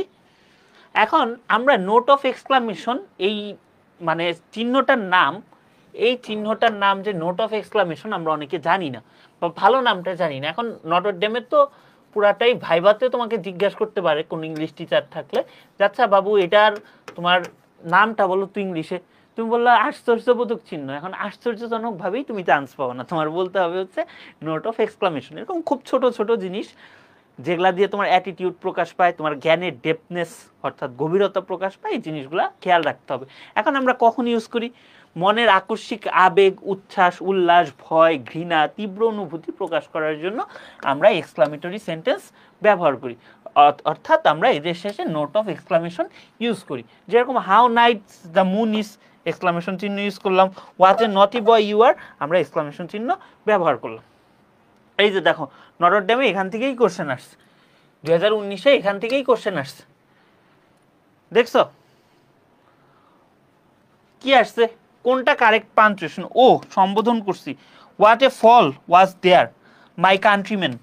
তার মানে এটা কি আমাদের আশ্চর্যজনক কোনো কিছু প্রকাশ পাচ্ছে, আশ্চর্যবোধক কোনো কিছু প্রকাশ পাচ্ছে, এজন্য আমরা কি ব্যবহার করছি, নোট অফ এক্সক্লামেশন আমরা ইউজ করছি, আমরা নোট অফ এক্সক্লামেশন ইউজ করছি। এখন এই জিনিসটা একটু খেয়াল রাখো, এই জিনিসটা থেকে মোটামুটি আসে বা আসার মতো একটা টাইপ, সেটা হচ্ছে আমরা একটু আগে কি পড়ছি, ভোকেটিভ কেস, অর্থাৎ কাউকে কোনো নামে ডাকতেছি, ঠিক আছে, কাউকে কোনো নামে ডাকতেছি, এরপর আমরা কি ব্যবহার করতেছি, আমরা কমা ব্যবহার করতেছি। তবে আমরা যদি ভোকেটিভ কেসের উপর প্রচণ্ড জোর দিই, যে হ্যাঁ আমি জোর দিয়ে বলতেছি যে ও মাই বয়েস কামাল, আমি যখন এরকম বেশি জোর দিব তখন এরপরে আমাদের কি এক্সক্লামেশন মার্ক ব্যবহৃত হয়। যেরকম ও মাই বয়েস don't make a noise in the class, আমি জোর দিচ্ছি, আমি জোর দিচ্ছি। এখন এরকম জোর দেওয়া অর্থ বোঝালে আমরা কিন্তু কি ব্যবহার করব বলো তো, আমরা এরকম জোর দেওয়া অর্থ ব্যবহার মানে বোঝালে আমরা এরকম ব্যবহার করবো আর কি, নোট অফ এক্সক্লামেশন। এই যে Kamal you should go home at once, তখন আমরা এই ভোকেটিভ কেসের পর আমরা ব্যবহার করব। এটা হচ্ছে আমাদের একটা স্পেশাল কেস, ঠিক আছে। তোমরা ইন্টারে পড়বা স্পেশাল ইউজ, না এখনই যা পড়াইছি স্পেশাল ইউজের 95% পারবা, ঠিক আছে? ক্লিয়ার? ক্লিয়ার? তাহলে চলো আমরা এখন হচ্ছে হাইফেনের ইউজটা দেখি। আমরা হচ্ছে হাইফেনের ইউজটা দেখি, ঠিক আছে? হাইফেনটা আমরা কখন ইউজ করব? কম্পাউন্ড ওয়ার্ড এই জিনিসটা আমরা পড়াই, এটা হচ্ছে পড়াই হচ্ছে মেনলি অ্যাডমিশনের টাইমে, মেডিকেল অথবা ভার্সিটি অ্যাডমিশনে। সেটা হচ্ছে কম্পাউন্ড ওয়ার্ড কিংবা যৌগিক শব্দ গঠন করতে, অর্থাৎ মানে 2-3টা শব্দ মিলে একটা শব্দ বোঝাচ্ছে। যেরকম এখানে ধরো কমান্ডার ইন চিফ, এটা কি আমাদের কম্পাউন্ড ওয়ার্ড,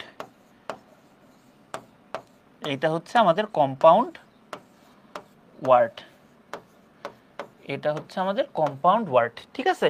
তো এরকম আমাদের যখন কম্পাউন্ড ওয়ার্ড ব্যবহার করব তখন আমরা হাইফেন ব্যবহার করব, এই যে হাইফেন, এই যে হাইফেন, ঠিক আছে? তারপর হচ্ছে নাওএডেজ একটা কম্পাউন্ড ওয়ার্ড আমরা কি ব্যবহার করব বলো তো? আমরা এখানে কি ব্যবহার করব? আমরা এখানে হাইফেন ইউজ করব, হাইফেন ইউজ করে আমরা কম্পাউন্ড ওয়ার্ড ইউজ করব। তারপর কি the man is very up to date, আমি কম্পাউন্ড ওয়ার্ড আমি এখানে কি ব্যবহার করতেছি? আমি এখানে হাইফেন ইউজ করতেছি, ঠিক আছে? এখন এই জিনিসটা তোমরা সবাই করো, আমিও করছি, রুলস পড়ার চেয়ে তোমাকে দেখাচ্ছি। ধরো এই যে তোমার পরীক্ষার খাতা, ধরো এই যে লেখলা দা নেম, ও অফ লিখতে পারলা না, তখন কি করবা? এখানে একটা হাইফেন দিবা, এই যে একটা হাইফেন দিয়ে অফটা এখানে লিখলা। অর্থাৎ যখন কোনো শব্দ তোমার সম্পূর্ণভাবে বসাইতে পারলা না, একটা সেন্টেন্সে সম্পূর্ণভাবে বসাইতে পারলা না, তখন তুমি হাইফেন ব্যবহার করে শব্দের বাকি অংশ তুমি পরের লাইনে লিখবা। তো এই যে এই এক্সাম্পলটার কথা মাথায় রাখবা, এই এক্সাম্পলটার কথা মাথায় রাখলেই তোমার হচ্ছে হয়ে যাবে, ঠিক আছে? এই পর্যন্ত ক্লিয়ার? বলো তো এ পর্যন্ত ক্লিয়ার কিনা বলো। হ্যাঁ, নাওএডেজ তুমি যেভাবে বলছো ওইভাবেও লেখা যায়, এভাবেও লেখা যায়। ক্লিয়ার? এ পর্যন্ত ক্লিয়ার কিনা আমাকে একটু জানাও যে ভাই এই পর্যন্ত ক্লিয়ার। আজকের ক্লাসটা এই পর্যন্ত। আশা করি তোমরা রাইটিং সম্পর্কে অনেক বেশি ইনসাইট পেয়ে গিয়েছো, এবং এইটা কিন্তু কলেজ অ্যাডমিশন সহ যে কোনো জায়গায় খুব বেশি গুরুত্বপূর্ণ। সো তোমাদের ক্লাসগুলো ভালো লাগবে আশা করি, এবং তোমরা কিন্তু এইচএসসি জার্নিটা আমাদের সাথে গ্যালাক্টিকস 1.0 এবং 2.0-র মাধ্যমে শেষ করে ফেলতে পারো। তো ভালো থাকো সবাই, সবার সাথে দেখা হবে নেক্সট সেশনে।